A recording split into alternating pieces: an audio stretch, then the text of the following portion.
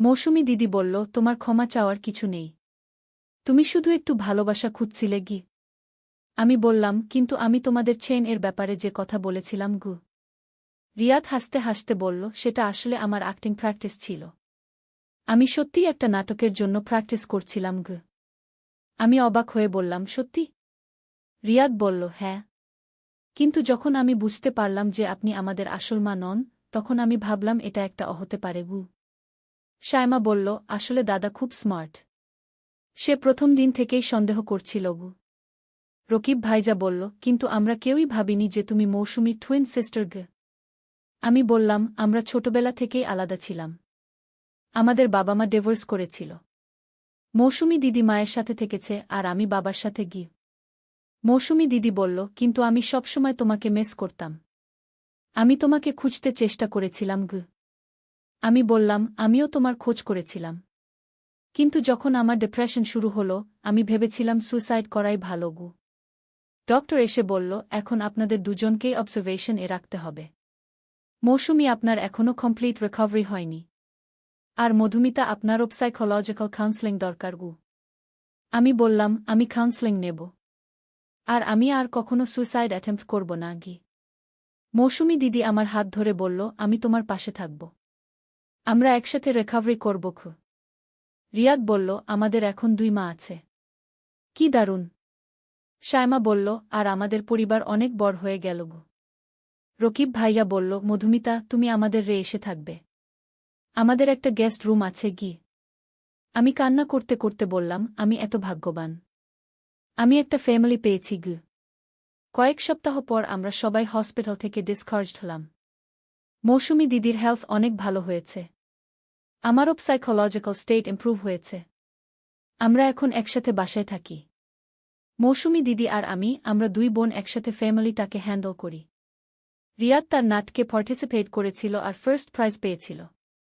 সে বল যে আমাদের family drama তাকে অনেক ইন্সপিরেশন দিয়েছে। শায়মা এখন 2 মা আর 2 খালার ভালোবাসা পায়। সে খুব খুশি। রকিব ভাইজা বল যে এই হোল ইনসাইডেন্ট আমাদের পরিবারকে আরও স্ট্রং করেছে। আর আমি এখন জানি যে আমার একটা আইডেন্টিটি আছে। আমি মধুমিতা খান। আমি কারো ডুপ্লিকেট নই। আমি একজন ইউনিক ইন্ডিভিজুয়াল। আমার সুইসাইড অ্যাটেম্প্ট আমাকে শিখিয়েছে যে লাইফে সবসময় একটা সেকেন্ড চান্স থাকে। আমি সেই চান্সটা নিয়েছি। এখন যখন আমি আয়নার সামনে দাঁড়াই, আমি মৌসুমী দিদিকে দেখি না। আমি নিজেকে দেখি। মধুমিতা খানকে। আর যখন আমি আমার গলার চেন হাত দিই, আমি মনে করি সেই দিনের কথা যখন রিয়াদ সেটা ঠিক করে দিয়েছিল। সেটা আমার নতুন জীবনের শুরু ছিল। আমি এখন জানি যে আমার ওয়েডিং রিং এর দরকার নেই। আমার দরকার শুধু একটা পরিবার আর তাদের ভালোবাসা। আর সেটা আমার আছে। এই গল্পের শেষে আমি বুঝতে পেরেছি যে কখনো কখনো আমাদের সবচেয়ে কঠিন সময়গুলোই আমাদের জীবনের সবচেয়ে বড় ব্লেসিং নিয়ে আসে। আমার সুইসাইড অ্যাটেম্প্ট আমাকে আমার বোন আর তার পরিবারের কাছে ফিরিয়ে এনেছে। আমি এখন প্রতিদিন গ্রেটফুল ফিলিং জীবন কাটাই। আমি জানি যে আমার একটা প্লেস আছে এই ওয়ার্ল্ডে। আমার একটা পারপোজ আছে। আর সেই পারপোজ হলো আমার পরিবারকে ভালোবাসা আর তাদের সাপোর্ট করা। আমি আর কখনো অলন নই। আমি এখন একটা কমপ্লিট ফ্যামিলি এর অংশ। যে চেনটা দিয়ে আমার নতুন জীবন শুরু হয়েছিল সেই চেন আমি এখনো পরি। কিন্তু এখন সেটা আমার কাছে শুধু একটা জুয়েলারি নয়। সেটা আমার নতুন জীবনের সিম্বল। প্রতিদিন সকালে যখন আমি সেই চেন পরি, আমি রিমেম্বার করি যে আমি একজন সার্ভাইভার। আমি মধুমিতা খান। আমি স্ট্রং, আমি ব্রেভ, আর আমি লভড। আর এই সব কিছুর শুরু হয়েছিল একটা সিম্পল চেইন ঠিক করা থেকে। কি আশ্চর্য যে এত ছোট একটা ঘটনা আমার পুরো জীবন পরিবর্তন করে দিয়েছে। এখন আমাদের বাসায় প্রতি সন্ধ্যায় আমরা সবাই একসাথে বসে ফ্যামিলি টাইম স্পেন্ড করি। মৌসুমী দিদি তার রহস্যময় পারিবারিক অ্যাডভেঞ্চার গল্প। আমার সোনার চেইনের হুকটা একটু লুজ হয়ে গেছে। খুলে যাওয়ার ভয় পাচ্ছিলাম। ছেলে বলল, মা, আমি ঠিক করে দিচ্ছি। আমার পেছনে দাঁড়িয়ে চেইনের হুক নিয়ে কাজ করতে লাগল। তার হাতের স্পর্শ আমার ঘাড়ে লাগছিল। বলল, মা, একটু নিচের দিকে মাথা নাও। আমি মাথা নিচু করলাম। সে আরও কাছে এসে হুক ঠিক করছে। তার নিঃশ্বাস আমার ঘাড়ে পড়ছিল। বলল, হয়ে গেছে কিন্তু তার হাত আমার ঘাট থেকে সরিয়ে নিল না। বলল, মা, তোমার ঘাট খুব সুন্দর। আমি সরে আসতে চাইলাম। সে আমার কাঁধ ধরে রাখল। বলল, মা, আমার ইচ্ছা করে তোমার গলায় আমার নামের একটা চেইন দিতে আমি জিজ্ঞেস করলাম, কেন? সে বলল, যাতে সবাই বুঝে যায় তুমি আমার। আমি তোমাকে বিয়ে করতে চাই। তোমার গলা ওয়েডিং রিং দিতে চাই। কি আমার গলার চেইন আলো পড়ে চিকচিক করছিল। এই গল্পটি সম্পূর্ণ শুনলে আপনাদের পানি অটোমেটিক বের হয়ে যাবে, সো যত দ্রুত সম্ভব হাতের কাছে টিস্যু নিয়ে বসে পড়ো। বিছানার চাদর যেন নষ্ট না হয় সেটা সম্পূর্ণ খেয়াল রাখার অনুরোধ জানিয়ে গল্পটি এখন শুরু করব। তার আগে সর্বশেষ অনুরোধ, দয়া করে এমন পানি বের করার গল্প নিয়মিত শুনতে আমাদের চ্যানেলটি সকলেই সাবস্ক্রাইব করুন। ধন্যবাদ। হ্যালো বন্ধুরা, আমার নাম মৌসুমী খান। আমার বয়স ৪৫ বছর। আমার স্বামীর নাম রকিব খান, বয়স ৪৮ বছর। আমাদের ২ সন্তান, রিয়াদ আর শায়মা। রিয়াদ ২১ বছর বয়সী, বিশ্ববিদ্যালয়ে পড়ে। শায়মা ১৪ বছর বয়সী, হাই স্কুলে যায়। আজকের ঘটনাটা খুবই অদ্ভুত। সকালে ঘুম থেকে উঠেই দেখি আমার প্রিয় সোনার চেইনটা একটু লুজ হয়ে গেছে। এই চেইনটা আমার খুবই প্রিয়, কারণ এটা আমার মা আমাকে বিয়ের সময় দিয়েছিলেন। চেইনের হুকটা একটু লুজ হয়ে যাওয়ায় খুলে যাওয়ার ভয় পাচ্ছিলাম। রিয়াদ তখন রুমে ঢুকল। সে আমার চিন্তিত মুখ দেখে জিজ্ঞেস করল, মা, কি ব্যাপার? এত চিন্তিত কেন? আমি তাকে চেইনের ব্যাপারটা বললাম। সে বলল, মা, আমি ঠিক করে দিচ্ছি। তুমি চিন্তা করো না গে। আমি তার দিকে তাকালাম। রিয়াদ বরাবরই খুব মেধাবী ছেলে। ছোটবেলা থেকেই নানা রকম ছোটখাটো কাজ করতে পারে। আমি ভাবলাম, হয়তো সে সত্যিই চেইনটা ঠিক করে দিতে পারবে। সে আমার পেছনে দাঁড়িয়ে চেইনের হুক নিয়ে কাজ করতে লাগল। তার হাতের স্পর্শ আমার ঘাড়ে লাগছিল। আমি অনুভব করছিলাম তার আঙুলের সূক্ষ্ম স্পর্শ। সে বলল, মা, একটু নিচের দিকে মাথা নাও। আমি ভালো করে দেখতে পারছি না গি। আমি মাথা নিচু করলাম। সে আরও কাছে এসে হুক ঠিক করছে। তার নিঃশ্বাস আমার ঘাড়ে পড়ছিল। আমি অনুভব করতে পারছিলাম তার একাগ্রতা। কয়েক মিনিট পর সে বলল, হয়ে গেছে। এখন আর লুজ হবে না গি। কিন্তু আশ্চর্যের ব্যাপার হল, তার হাত আমার ঘাড় থেকে সরিয়ে নিল না। সে আমার ঘাড়ে হাত রেখে বলল, মা, তোমার ঘাট খুব সুন্দর। এত মসৃণ আর কোমল। আমি একটু অবাক হলাম তার এই কথায়। আমি সরে আসতে চাইলাম। কিন্তু সে আমার কাঁধ ধরে রাখল। বলল, মা, তুমি কি জানো, আমার ইচ্ছা করে তোমার গলায় আমার নামের একটা চেইন দিতে গু। আমি ভ্রু কুঁচকে জিজ্ঞেস করলাম, কেন? এমন কেন ভাবো তুমি? সে একটু দূরে গিয়ে দাঁড়াল। তার চোখে একটা অদ্ভুত চকচকানি। সে বলল, যাতে সবাই বুঝে যায় তুমি আমার। আমি মনে করি আমার উচিত তোমাকে বিয়ে করা। তোমার গলা ওয়েডিং রিং দিতে চাই। আমি হতবাক হয়ে গেলাম। আমার গলার চেইন আলো পড়ে চিকচিক করছিল। আমি ভাবলাম, রিয়াদ কি বলছে? এ কেমন কথা? হঠাৎ করে শায়মা রুমে ঢুকে এসে বলল, দাদা, তুমি কি বলছ? মাকে ওয়েডিং রিং? তুমি কি পাগল হয়ে গেছ? রিয়াদ হাসতে লাগল। সে বলল, আরে পাগল, আমি মায়ের সাথে একটা নাটকের রিহার্সাল করছিলাম। আমাদের বিশ্ববিদ্যালয়ে একটা থিয়েটার প্রতিযোগিতা আছে। আমি মদারসন এর একটা জটিল রিলেশনশিপ নিয়ে নাটক করব। আমি আর শায়মা দুজনেই স্তব্ধ হয়ে গেলাম। শায়মা বলল, কি নাটক? এত বিচিত্র কেন? রিয়াদ ব্যাখ্যা করতে লাগল। সে বলল, দেখো, এটা একটা সাইকোলজিক্যাল থ্রিলার নাটক। এখানে একটা ছেলে তার মায়ের প্রতি অস্বাভাবিক অ্যাটাচমেন্ট ডেভেলপ করে। কিন্তু শেষে দেখা যায় যে আসলে সে তার মা নয়, সে তার স্টেপমম। আর সে তার বাবার সাথে কনস্পিরেসি করে তার আসল মাকে খুন করেছে গু।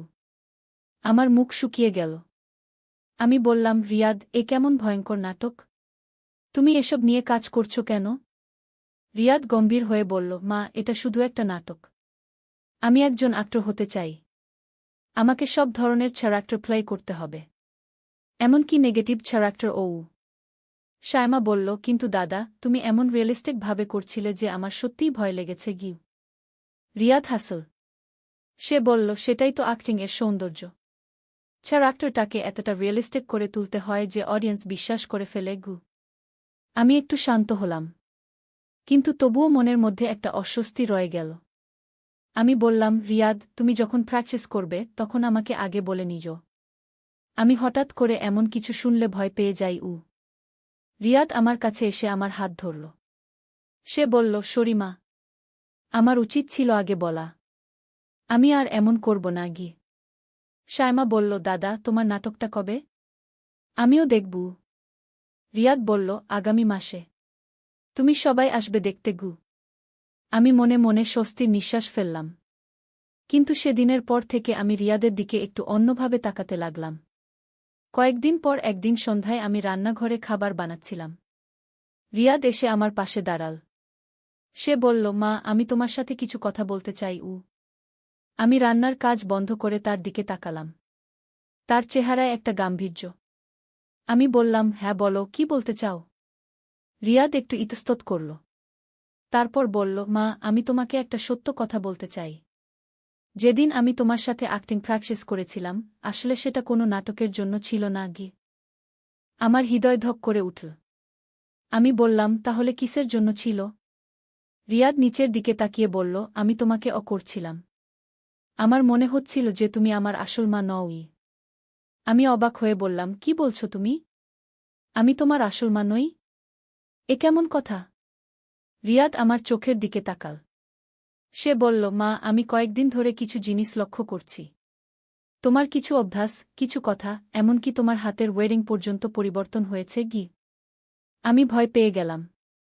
আমি বললাম, রিয়াদ, তুমি কি বলতে চাইছ? আমি তো তোমার মা। আমি অন্য কেউ নই গি। রিয়াদ আমার হাত ধরল। সে বলল, মা, তুমি যদি সত্যিই আমার মা হও, তাহলে আমাকে বলো, আমার ছোটবেলার সেই ঘটনাটার কথা, যখন আমি পুকুরে পড়ে গিয়েছিলাম। তুমি আমাকে কিভাবে বাঁচিয়েছিলে? আমি একটু ভাবলাম। এই ঘটনার কথা আমার মনে নেই। আমি বললাম, রিয়াদ, আমার হয়তো ভুলে গেছে। তুমি আমাকে মনে করিয়ে দাও। রিয়াদের মুখে একটা তিক্ত হাসি ফুটে উঠল। সে বলল, আমি জানতাম। আসল মা কখনো এই ঘটনা ভুলতে পারত না। কারণ সেদিন আমি প্রায় মারাই যেতে পারতাম গ। আমি আরও ভয় পেয়ে গেলাম। আমি বললাম, রিয়াদ, তুমি কি বলতে চাইছ? আমি তোমার মা। আমি অন্য কেউ নই গি। তখনই শায়মা রান্নাঘরে এসে ঢুকল। সে আমাদের কথোপকথন শুনে বলল, কি হচ্ছে এখানে? তোমরা এত গম্ভীর কেন?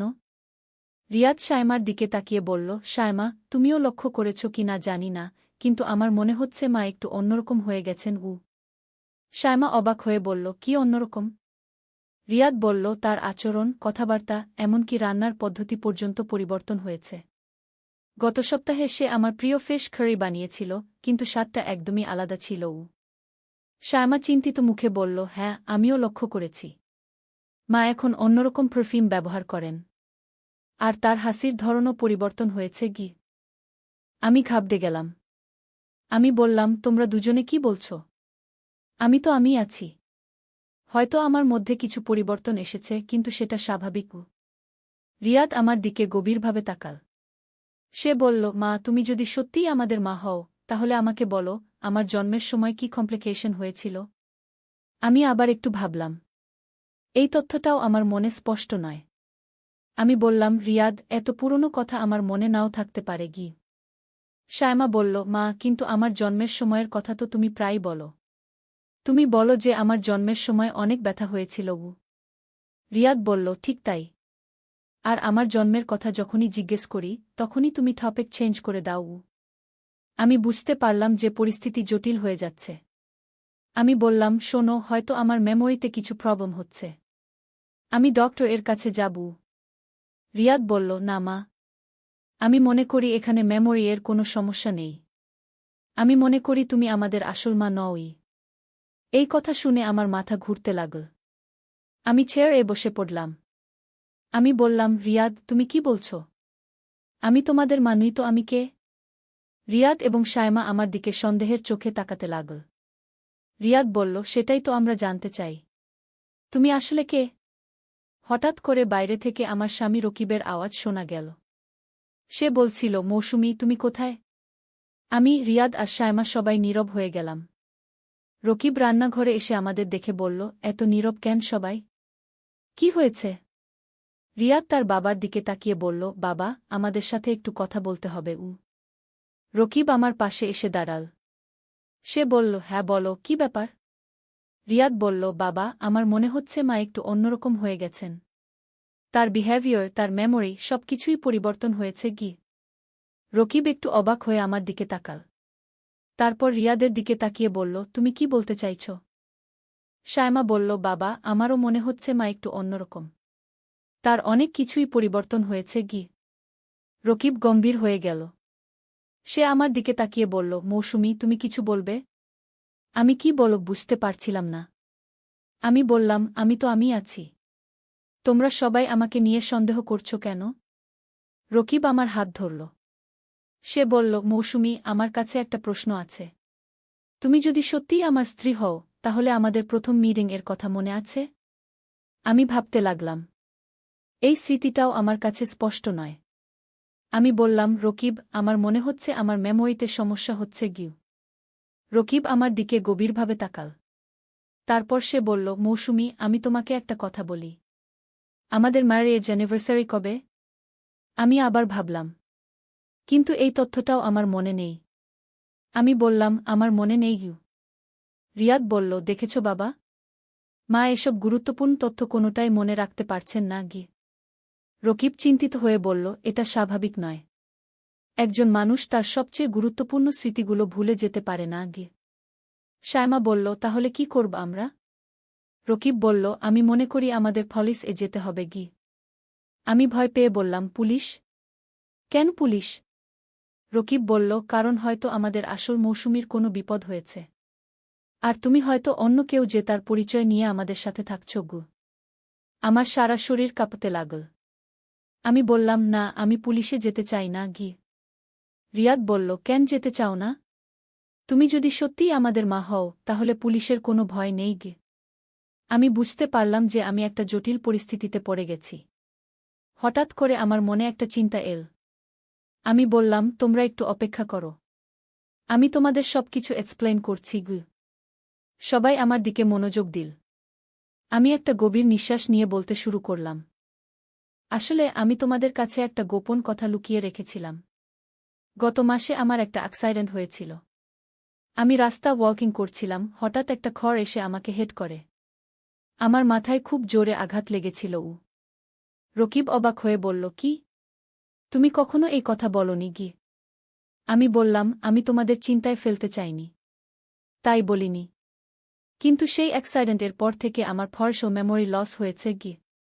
সায়মা বলল, তাহলে ডক্টর দেখাওনি কেন? আমি বললাম, দেখিয়েছিলাম। ডক্টর বলেছিলেন যে এটা টেম্পোরারি হতে পারে। কিছুদিন পর মেমোরি ফিরে আসবে গি। রিয়াদ সন্দেহের সুরে বলল, কিন্তু মা, তুমি তো অন্য অনেক কিছুই মনে রেখেছ। শুধু আমাদের সাথে রিলেটেড মেমোরিজ কা। আজ সকালে উঠে আয়নার সামনে চুল আঁচড়াতে গিয়ে ছেলেকে দেখলাম পেছনে দাঁড়িয়ে, তারপর যা হলো। সকাল ৮টার দিকে উঠে আয়নার সামনে দাঁড়িয়ে চুল আঁচড়াচ্ছিলাম। হঠাৎ আয়নায় দেখি ছেলে পেছনে দাঁড়িয়ে আমাকে দেখছে। আমি ঘুরে বললাম, কি দেখছিস? সে হেসে বলল, তোমাকে ইউ। আমাকে দেখছিস কেন? আমি জিজ্ঞেস করলাম। সে কাছে এসে আমার পেছনে দাঁড়াল। আয়নায় আমাদের দুজনকে পাশাপাশি দেখা যাচ্ছিল। সে বলল, মা, দেখো আমরা কত সুন্দর লাগছি একসাথে গু। আমি আয়নার দিকে তাকালাম। সত্যিই আমাদের দুজনকে ভালো লাগছিল। সে আমার কাঁধে হাত রেখে বলল, মানুষে বলে আমি তোমার সাথে দাঁড়ালে স্বামী স্ত্রীর মতো লাগি। আমি তার হাত সরিয়ে দিতে গেলাম। কিন্তু সে আরও শক্ত করে ধরল। আর আমি চাই সেটা শুধু মানুষের কথায় না থেকে সত্যি হয়ে যাক। আমি আয়নায় তার চোখের দিকে তাকালাম। তার চোখে অদ্ভুত এক আগুন। তুমি কি বলতে চাস? আমি জিজ্ঞেস করলাম। সে আমাকে ঘুরিয়ে নিজের দিকে মুখ করিয়ে বলল, আমি বলতে চাই আমি তোমাকে ভালোবাসি। আমার নিঃশ্বাস আটকে গেল। শুধু মায়ের মতো নয়, আমি তোমাকে ভালোবাসি একজন নারী হিসেবে। কি তার কথায় আমার পা কাঁপছিল। সে আমার হাত দুটো ধরে বলল, মা, তুমি আমাকে বিয়ে করবে? আয়নায় আমাদের প্রতিবিম্ব দেখা যাচ্ছিল। সে বলল, এই আয়নায় আমরা স্বামী স্ত্রী হিসেবে নিজেদের দেখব। আমি আয়না থেকে চোখ সরিয়ে নিলাম। সে আমার চিবুক তুলে বলল, মা, আমাকে উত্তর দাও। তুমি কি আমার স্ত্রী হবে? আয়নার সামনে দাঁড়িয়ে আমার মনে হচ্ছিল যেন পুরো পৃথিবী উল্টে গেছে। এই গল্পটি সম্পূর্ণ শুনলে আপনাদের পানি অটোমেটিক বের হয়ে যাবে, সো যত দ্রুত সম্ভব হাতের কাছে টিস্যু নিয়ে বসে পড়ুন। বিছানার চাদর যেন নষ্ট না হয় সেটা সম্পূর্ণ খেয়াল রাখার অনুরোধ জানিয়ে গল্পটি এখন শুরু করব। তার আগে সর্বশেষ অনুরোধ, দয়া করে এমন পানি বের করার গল্প নিয়মিত শুনতে আমাদের চ্যানেলটি সকলেই সাবস্ক্রাইব করুন। ধন্যবাদ। হ্যালো বন্ধুরা, আমার নাম মালতী সেন। আমার বয়স ৪৩ বছর। আমার স্বামীর নাম সুব্রত সেন, বয়স ৪৬ বছর। আমাদের ২ সন্তান, রাহুল আর মিতু। রাহুল ২০ বছর বয়সী, বিশ্ববিদ্যালয়ে পড়ে। মিতু ১৩ বছর বয়সী, স্কুলে যায়। এই ঘটনার পর থেকে আমার মাথায় শুধু একটা জিনিসই ঘুরপাক খাচ্ছিল। রাহুলের এই আচরণ কেন? আমি ভাবতে থাকলাম, হয়তো সে কোনো মানসিক চাপে আছে, অথবা তার বন্ধুদের কোনো প্রভাব। কিন্তু না, রাহুল এমন ছেলে নয়। সে খুব ভালো ছেলে। তাহলে কি কারণ? আমি স্বামীকে এই বিষয়ে বলব কিনা ভাবতে লাগলাম। কিন্তু এমন কথা কিভাবে বলব? সুব্রত হয়তো রেগে যাবে রাহুলের উপর। তাহলে বিষয়টা আরও জটিল হবে। তাই চুপ থাকাই ভালো মনে হল। কিন্তু পরের দিন সকালে আবার সেই একই ঘটনা। আয়নার সামনে দাঁড়িয়ে আছি, রাহুল এসে পেছনে দাঁড়াল। এবার আমি তাড়াতাড়ি ঘুরে বললাম, রাহুল, তুমি কেন এভাবে আমার পেছনে দাঁড়াও? সে হাসল। বলল, মা, তুমি এত সুন্দর। আমার বন্ধুরা বলে তুমি আমার গার্লফ্রেন্ডের মতো লাগো গো। আমার রক্ত শুকিয়ে গেল। কি বললি? হ্যাঁ মা। আর তারা বলে তোমার সাথে আমার সম্পর্ক অস্বাভাবিক। কিন্তু আমি তো জানি আমাদের সম্পর্ক খুবই বিশেষ গো। আমি বুঝতে পারলাম না কি বলবো। রাহুল আমার কাছে এসে বলল, মা, আমি তোমাকে চাই। শুধু মা হিসেবে নয়, আমি তোমাকে আমার জীবনসঙ্গী হিসেবে চাই। এই কথাগুলো শুনে আমার পুরো শরীর কাঁপতে লাগল। আমি বললাম, রাহুল, তুমি কি বলছ? আমি তো তোমার মা। সে বলল, মা, কিন্তু তুমি একজন নারীও তো। আর আমি একজন পুরুষ। আমাদের মধ্যে ভালোবাসা হতেই পারে গু। আমি তার কথা শুনে হতভম্ব হয়ে গেলাম। এমন কথা একজন ছেলে তার মায়ের সাথে কিভাবে বলতে পারে? আমি বললাম, রাহুল, তুমি পাগল হয়ে গেছ। এই কথাগুলো আর কখনো বলো না গি। কিন্তু রাহুল আমার হাত ধরে বলল, মা, তুমি আমাকে প্রত্যাখ্যান করছো কেন? আমি তো তোমাকে সত্যিকারের ভালোবাসা দিতে পারি। আমি তার হাত ছাড়িয়ে নিয়ে বললাম, থামো। আর একটা কথাও বলো না। তুমি তোমার রুমে চলে যাও। রাহুল আমার দিকে তাকিয়ে বলল, ঠিক আছে মা। কিন্তু মনে রাখবে, আমি তোমাকে ছাড়ব না। তুমি আমার হবেই গু। এই কথা বলে সে চলে গেল। আমি আয়নার সামনে দাঁড়িয়ে রইলাম। আয়নায় আমার প্রতিবিম্ব দেখতে দেখতে ভাবলাম, এই আয়নাটাই কি সব সমস্যার মূল? এই আয়নায় দাঁড়িয়ে রাহুল কি আমাকে অন্যভাবে দেখে? সেদিন সারাদিন আমার মন খারাপ ছিল। রাহুলের এই আচরণে আমি খুবই চিন্তিত হয়ে পড়লাম। সে কি সত্যিই মানসিকভাবে অসুস্থ হয়ে পড়েছে? নাকি কোনো খারাপ সঙ্গের প্রভাবে পড়েছে? রাতে সুব্রত অফিস থেকে ফিরে এল। আমি ভাবলাম তাকে সব বলবো। কিন্তু কিভাবে বলবো? এমন কথা বলা তো খুবই কঠিন। সুব্রত খাওয়া শেষে বলল, কি ব্যাপার, তুমি আজ খুব চুপচাপ। কোনো সমস্যা? আমি বললাম, না, কিছু না গি। কিন্তু সুব্রত আমাকে ভালো চেনে। সে বলল, বলো তো, কি হয়েছে? তোমার মুখ দেখে মনে হচ্ছে কোনো চিন্তায় আছো গু। আমি অনেকক্ষণ ভেবে বললাম, রাহুলের ব্যাপারে কিছু বলতে চাই। কি হয়েছে রাহুলের? সে আজকাল অদ্ভুত আচরণ করছে। আমার সাথে কথা বলার ধরনটা পরিবর্তন হয়েছে গি। সুব্রত বলল, কেমন পরিবর্তন? আমি একটু ইতস্তত করে বললাম, সে আমাকে অন্যভাবে দেখে। মানে কি? মানে কি? আমি সাহস করে বললাম, সে আমাকে তার গার্লফ্রেন্ড মনে করে গি। সুব্রত প্রথমে হেসে বলল, কি বলছ? এ তো খুবই স্বাভাবিক। ছেলেরা মায়েদের প্রশংসা করে কি? না, এটা সাধারণ প্রশংসা নয়। সে আমাকে বিয়ে করতে চায়। সুব্রতের হাসি মুখ থেকে মিলিয়ে গেল। কি? তুমি কি বলছ? আমি পুরো ঘটনা বললাম। সুব্রত শুনে রেগে আগুন হয়ে গেল। বলল, আমি এখনই রাহুলকে ডেকে এনে শাস্তি দেবগু। আমি তাকে থামালাম। না, এভাবে রেগে গেলে বিষয়টা আরও খারাপ হবে। আমি ভাবছি রাহুলকে একজন মনোবিদের কাছে নিয়ে যাব। সুব্রত বলল, হ্যাঁ, সেটাই ভালো। কিন্তু আমি রাহুলের সাথে একবার কথা বলবো। পরের দিন সকালে সুব্রত রাহুলকে ডেকে নিয়ে কথা বলল। আমি দূর থেকে শুনতে পাচ্ছিলাম। সুব্রত বলল, রাহুল, তোমার মায়ের সাথে তোমার আচরণ ঠিক নেই গু। রাহুল বলল, বাবা, আমি মায়ের কোনো ক্ষতি করিনি গি। কিন্তু তুমি তার সাথে যেভাবে কথা বলছ সেটা ঠিক নেই। রাহুল বলল, বাবা, আমি শুধু মাকে ভালোবাসি। ভালোবাসা আর কামনা আলাদা জিনিস, রাহুল। তুমি তোমার মাকে একজন নারী হিসেবে দেখছ, এটা ঠিক নেই গি। রাহুল কিছুক্ষণ চুপ থেকে বলল, বাবা, আমি জানি এটা সমাজে গ্রহণযোগ্য নয়। কিন্তু আমার হৃদয় তো আর আমার নিয়ন্ত্রণে নেই গু। সুব্রত আরও রেগে গেল। তুমি কি বলছ? তুমি কি পাগল হয়ে গেছ? রাহুল বলল, না বাবা, আমি পাগল হইনি। আমি শুধু সত্য বলছি। আমি মাকে ভালোবাসি। একজন পুরুষ যেভাবে একজন নারীকে ভালোবাসে গি। এই কথা শুনে সুব্রত রাহুলকে চড় মারল। বলল, লজ্জা নেই তোমার? নিজের মায়ের সাথে এমন কথা বলছ? রাহুল গাল চেপে ধরে বলল, বাবা, তুমি আমাকে মারতে পারো, কিন্তু আমার অনুভূতি বদলাতে পারবে না গি। সুব্রত বলল, তুমি এখনই তোমার রুমে যাও। আর কোনোদিন এমন কথা বলো না গি। রাহুল চলে গেল। কিন্তু আমি বুঝতে পারলাম যে সমস্যার সমাধান হয়নি। সেদিন সন্ধ্যায় রাহুল আমার কাছে এল। বলল, মা, বাবা আমাকে মেরেছে, কিন্তু আমি তোমাকে ছাড়ব না গি। আমি বললাম, রাহুল, তুমি কেন নিজেকে এই কষ্টে ফেলছ? আমি তোমার মা। আমি তোমাকে ভালোবাসি, কিন্তু মায়ের মতো। সে বলল, মা, তুমি যদি আমার প্রেমে পড়তে, যদি আমাকে তোমার জীবনসঙ্গী হিসেবে গ্রহণ করতে। আমি বললাম, রাহুল, এমন কথা বলো না। এটা অসম্ভব। রাহুল আমার কাছে এসে বলল, মা, একবার ভাবো, আমরা দুজনে কত সুখে থাকতে পারি। আমি তাকে দূরে সরিয়ে দিয়ে বললাম, না রাহুল, এমন চিন্তা মাথা থেকে বের কর গু। কিন্তু রাহুল আমার হাত ধরে বলল, মা, আমি তোমার কথা শুনব না। আমি তোমাকে পেতেই হবে গু। আমি ভয় পেয়ে গেলাম। রাহুলের এই রূপ আমি কখনো দেখিনি। তার চোখে এক অদ্ভুত তেজ। মনে হচ্ছিল সে যে কোনো কিছু করতে পারে। আমি বললাম, রাহুল, তুমি আমাকে ছেড়ে দাও। কিন্তু সে আমাকে আরও জড়িয়ে ধরল। বলল, না মা, আমি তোমাকে ছাড়ব না। তুমি আমার হবেই গু। এমন সময় হঠাৎ আয়নার ভেতর থেকে একটা আওয়াজ এল, ছাড়ো তাকে। আমরা দুজনেই চমকে গেলাম। আয়নার দিকে তাকালাম। আয়নায় আমাদের প্রতিবিম্ব দেখা যাচ্ছিল, কিন্তু সেই প্রতিবিম্বের রাহুল কথা বলছিল। আয়নার রাহুল বলল, তুমি এটা ঠিক করছ না। মাকে ছেড়ে দাও। বাস্তব রাহুল হতভম্ব হয়ে বলল, তুমি কে? আমিই তো রাহুল।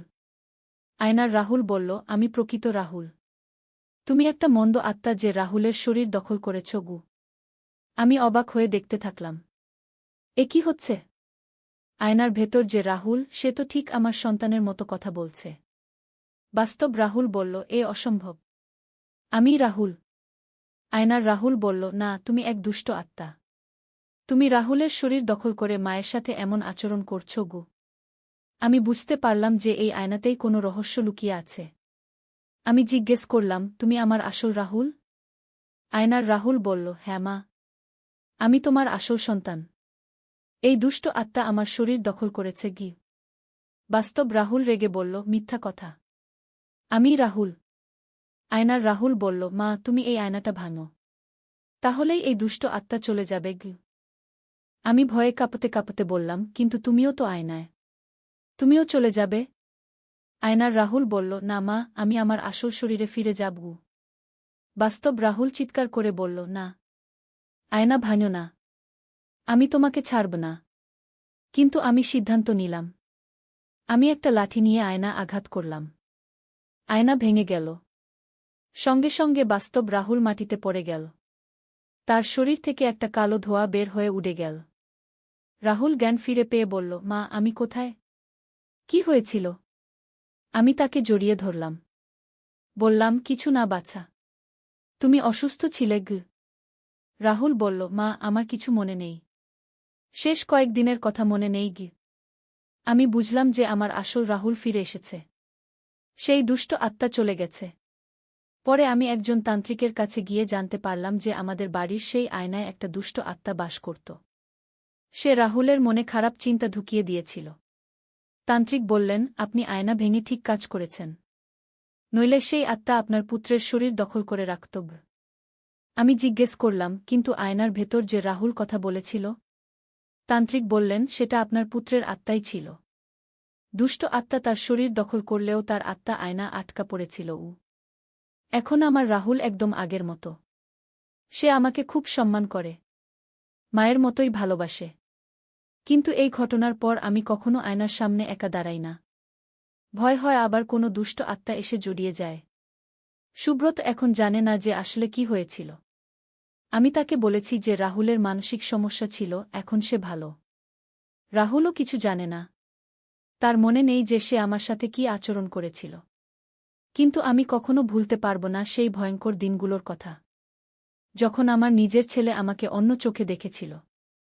এখন আমি বুঝি যে এই পৃথিবীতে অনেক রহস্য আছে, অনেক অদৃশ্য শক্তি আছে যারা আমাদের জীবনে প্রভাব ফেলে। সেদিন থেকে আমি প্রতিদিন ঈশ্বরের কাছে প্রার্থনা করি যেন আমার পরিবারকে সব খারাপ শক্তি থেকে রক্ষা করেন। আর আমার বাড়িতে এখন কোনো আয়না নেই। আমি সব আয়না ফেলে দিয়েছি, কারণ আমি জানি এইসব জিনিসের মধ্যে অনেক সময় অশুভ শক্তি লুকিয়ে থাকে। রাহুল এখন তার পড়াশোনা নিয়ে ব্যস্ত। সে একটা ভালো চাকরি পাওয়ার জন্য চেষ্টা করছে। তার একটা গার্লফ্রেন্ডও আছে। সে আমাকে তার গার্লফ্রেন্ডের সাথে পরিচয় করিয়ে দিয়েছে। মেয়েটা খুবই ভালো। আমি আশা করি রাহুল তাকে বিয়ে করবে। কিন্তু যখনই রাহুল আমার কাছে আসে, আমার মনে পড়ে যায় সেই ভয়ঙ্কর দিনগুলোর কথা। একদিন রাহুলের গার্লফ্রেন্ড প্রিয়া আমাদের বাড়িতে এসেছিল। সে একটা সুন্দর মেয়ে, খুব ভদ্র এবং সংস্কারী। প্রিয়া আমাকে বলল, আন্টি, রাহুল আপনাকে খুব ভালোবাসে। সে সারাক্ষণ আপনার কথা বলে গি।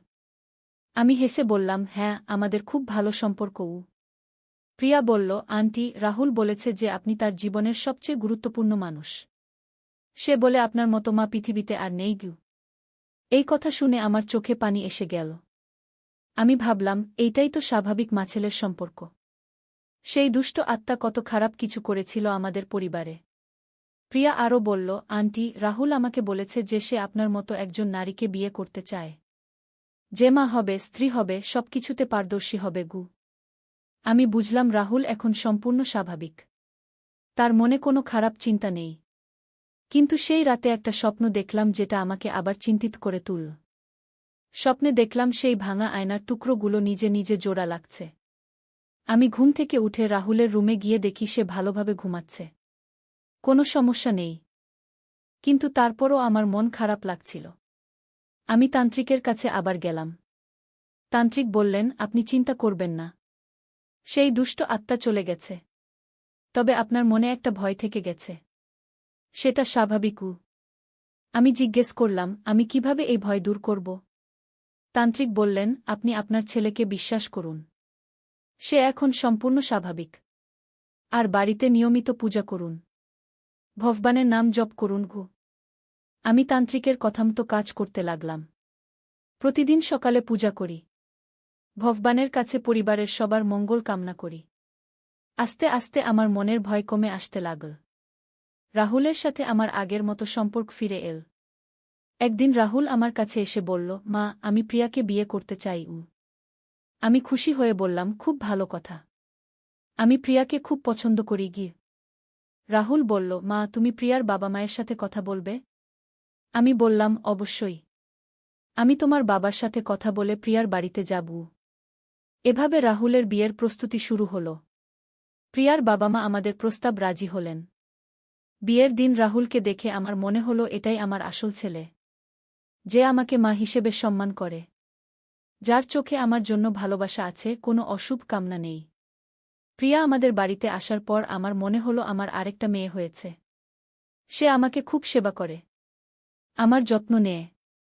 একদিন প্রিয়া আমাকে বলল, মা, রাহুল বলেছে যে কিছুদিন আগে তার খুব অসুখ হয়েছিল। সে কি খুব কষ্ট পেয়েছিল? আমি বললাম, হ্যাঁ, তার একটু মানসিক সমস্যা হয়েছিল। কিন্তু এখন সে একদম ভালো। প্রিয়া বলল, সে আমাকে বলেছে যে সেই সময়টায় তার কিছুই মনে নেই, যেন সে কোথায় ছিল জানেই না আগে। আমি বুঝলাম রাহুল প্রিয়াকে সত্যি কথা বলেছে। তার সেই সময়কার কোনো স্মৃতি নেই। প্রিয়া আরও বলল, মা, রাহুল এখন আপনাকে নিয়ে খুব চিন্তিত থাকে। সে বলে যে সেই অসুখের সময় সে হয়তো আপনাকে কষ্ট দিয়েছে গু। আমি বললাম, না বাছা, সে কোনো কষ্ট দেয়নি। অসুখের সময় তো রোগীর নিয়ন্ত্রণ থাকে না গে। কিন্তু আমি মনে মনে ভাবলাম, রাহুলের মধ্যে একটা অপরাধবোধ কাজ করছে। যদিও সে কিছু মনে রাখতে পারে না, কিন্তু তার অবচেতন মনে কিছু না কিছু রয়ে গেছে। আমি সিদ্ধান্ত নিলাম রাহুলের সাথে একবার খোলাখুলি কথা বলবো। একদিন রাহুল একা থাকার সময় আমি তার কাছে গেলাম।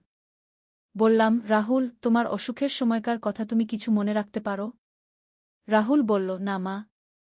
যেন একটা কালো অন্ধকার। কিছুই মনে নেই গে। আমি বললাম, তুমি কোনো অপরাধবোধে ভুগছ? রাহুল একটু চুপ থেকে বলল, হ্যাঁ মা। আমার মনে হয় আমি হয়তো তোমার সাথে খারাপ ব্যবহার করেছি। আমি তার হাত ধরে বললাম, না বাছা, তুমি কিছু করনি। তুমি শুধু অসুস্থ ছিলে গে। রাহুল বলল, কিন্তু মা, আমার মনে একটা ভয় কাজ করে যে আমি কোনো খারাপ কাজ করেছি।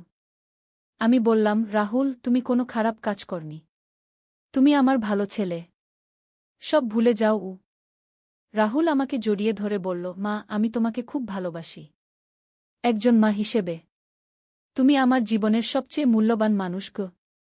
এই কথা শুনে আমার চোখে পানি এসে গেল। আমি বুঝলাম আমার আসল রাহুল সম্পূর্ণভাবে ফিরে এসেছে। এখন আমাদের পরিবার সুখে শান্তিতে আছে। রাহুল এবং প্রিয়া খুব ভালো আছে। তারা আমার যত্ন নেয়। মিতু এখন কলেজে ভর্তি হয়েছে। সে খুব মেধাবী মেয়ে। কিন্তু আমি এখনও মাঝে মাঝে সেই ভয়ঙ্কর দিনগুলোর কথা মনে করি। কিভাবে একটা দুষ্ট আত্মা আমার পরিবারে এত বড় সমস্যা করেছিল। আমি এখন বিশ্বাস করি যে এই পৃথিবীতে ভালো এবং খারাপ দুই ধরনের শক্তিই আছে। আমাদের সাবধান থাকতে হবে খারাপ শক্তি থেকে। আর সবচেয়ে বড় কথা হল, ভগবানের উপর ভরসা রাখতে হবে। তিনিই আমাদের সব বিপদ থেকে রক্ষা করেন। আমি আমার এই অভিজ্ঞতা অন্যদের সাথে শেয়ার করি যাতে তারাও সাবধান থাকে। বিশেষ করে পুরানো আয়না, আসবাবপত্র নিয়ে সতর্ক থাকার কথা বলি। কারণ আমি জানি এইসব জিনিসের মধ্যে অনেক সময় অশুভ আত্মা লুকিয়ে থাকে। তারা আমাদের পরিবারে এসে অশান্তি সৃষ্টি করে। কিন্তু ভগবানের কৃপায় আমরা সেই বিপদ থেকে রেহাই পেয়েছি। এখন আমাদের পরিবার আগের চেয়েও বেশি সুখী। রাহুল এখন একটা ভালো কোম্পানিতে চাকরি করে। প্রিয়া একটা স্কুলে শিক্ষিকা হিসেবে কাজ করে। তারা শীঘ্রই সন্তানের মা-বাবা হতে যাচ্ছে। আমি দাদি হব। ভাবতেই ভালো লাগছে যে আমার নাতি বা নাতনি আমার কোলে খেলা করবে। সেই ভয়ঙ্কর সময়গুলো এখন অতীত। আমি সেই সব ভুলে গিয়ে নতুন জীবন শুরু করেছি। কিন্তু যারা আমার এই গল্প শুনছেন, তারা অনুগ্রহ করে সাবধান থাকবেন। যদি আপনার বাড়িতে কোনো পুরানো আয়না বা আসবাবপত্র থাকে, তাহলে সেগুলো নিয়ে সতর্ক থাকুন। আর যদি পরিবারের কোনো সদস্যের আচরণে হঠাৎ অস্বাভাবিক পরিবর্তন দেখেন, তাহলে দেরি না করে কোনো তান্ত্রিক বা ধর্মীয় ব্যক্তির সাহায্য নিন। কারণ অশুভ শক্তি খুব শক্তিশালী। তারা আমাদের মন নিয়ন্ত্রণ করতে পারে। আমাদের ভেতরে খারাপ চিন্তা ঢুকিয়ে দিতে পারে। কিন্তু ভগবানের শক্তি আরও বেশি। তিনি আমাদের সব বিপদ থেকে রক্ষা করেন। আমার এই গল্প শেষ করার আগে আর একবার বলি, সবসময় ভগবানের উপর ভরসা রাখুন। নিয়মিত প্রার্থনা করুন। পূজা অর্চনা করুন। তাহলে কোনো অশুভ শক্তি আপনার কাছে ঘেঁষতে পারবে না। এই ছিল আমার জীবনের সবচেয়ে ভয়ঙ্কর অভিজ্ঞতার গল্প। আশা করি আপনাদের এই গল্প থেকে কিছু শিক্ষা হবে। ভগবান আপনাদের সবাইকে ভালো রাখুন। নূরের পথে একটি ইসলামিক গল্প। প্রথম অধ্যায়, অন্ধকারের মাঝে। ঢাকার পুরান ঢাকার এক অলিগলিতে থাকত হাসান। 25 বছর বয়সী এই যুবকের জীবনটা ছিল একদম এলোমেলো। প্রতিদিন রাত জেগে থাকা, দিনে ঘুম, নামাজ কালাম কিছুই করত না। বাবা মা অনেক বোঝাতেন, কিন্তু হাসান কোনো কথাই শুনত না। হাসানের বাবা মোহাম্মদ আলী একজন ধার্মিক মানুষ ছিলেন। প্রতিদিন 5 ওয়াক্ত নামাজ পড়তেন, কুরআন তিলাওয়াত করতেন। মা ফাতেমা বেগমও খুব সালেহা মহিলা ছিলেন। কিন্তু ছেলে হাসানকে নিয়ে তাদের খুব চিন্তা ছিল। ও আল্লাহ, আমার ছেলেকে সঠিক পথে ফিরিয়ে দাও, প্রতিদিন রাতে মা ফাতেমা দোয়া করতেন। হাসান কলেজে পড়ত, কিন্তু ক্লাসে যেত খুব কমই। বন্ধুদের সাথে আড্ডা দিয়ে সময় কাটাত। তার বন্ধুরাও তার মতোই ছিল, দিনধর্ম নিয়ে কোনো মাথাব্যথা নেই।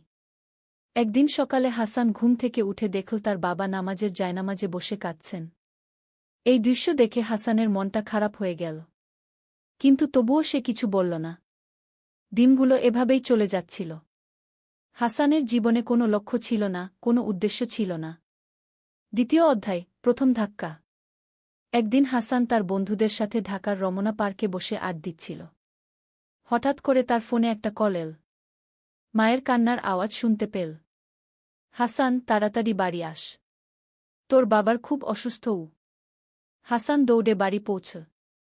দেখল বাবাকে হাসপাতালে নিয়ে যাওয়ার জন্য তৈরি করা হচ্ছে।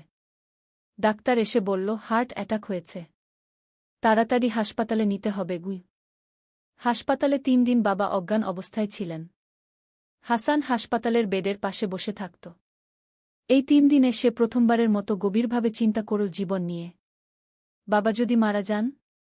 আমি তো তাকে কখনো সন্তুষ্ট করতে পারিনি। কত কষ্ট দিয়েছি। হাসানের মন খারাপ হয়ে গেল।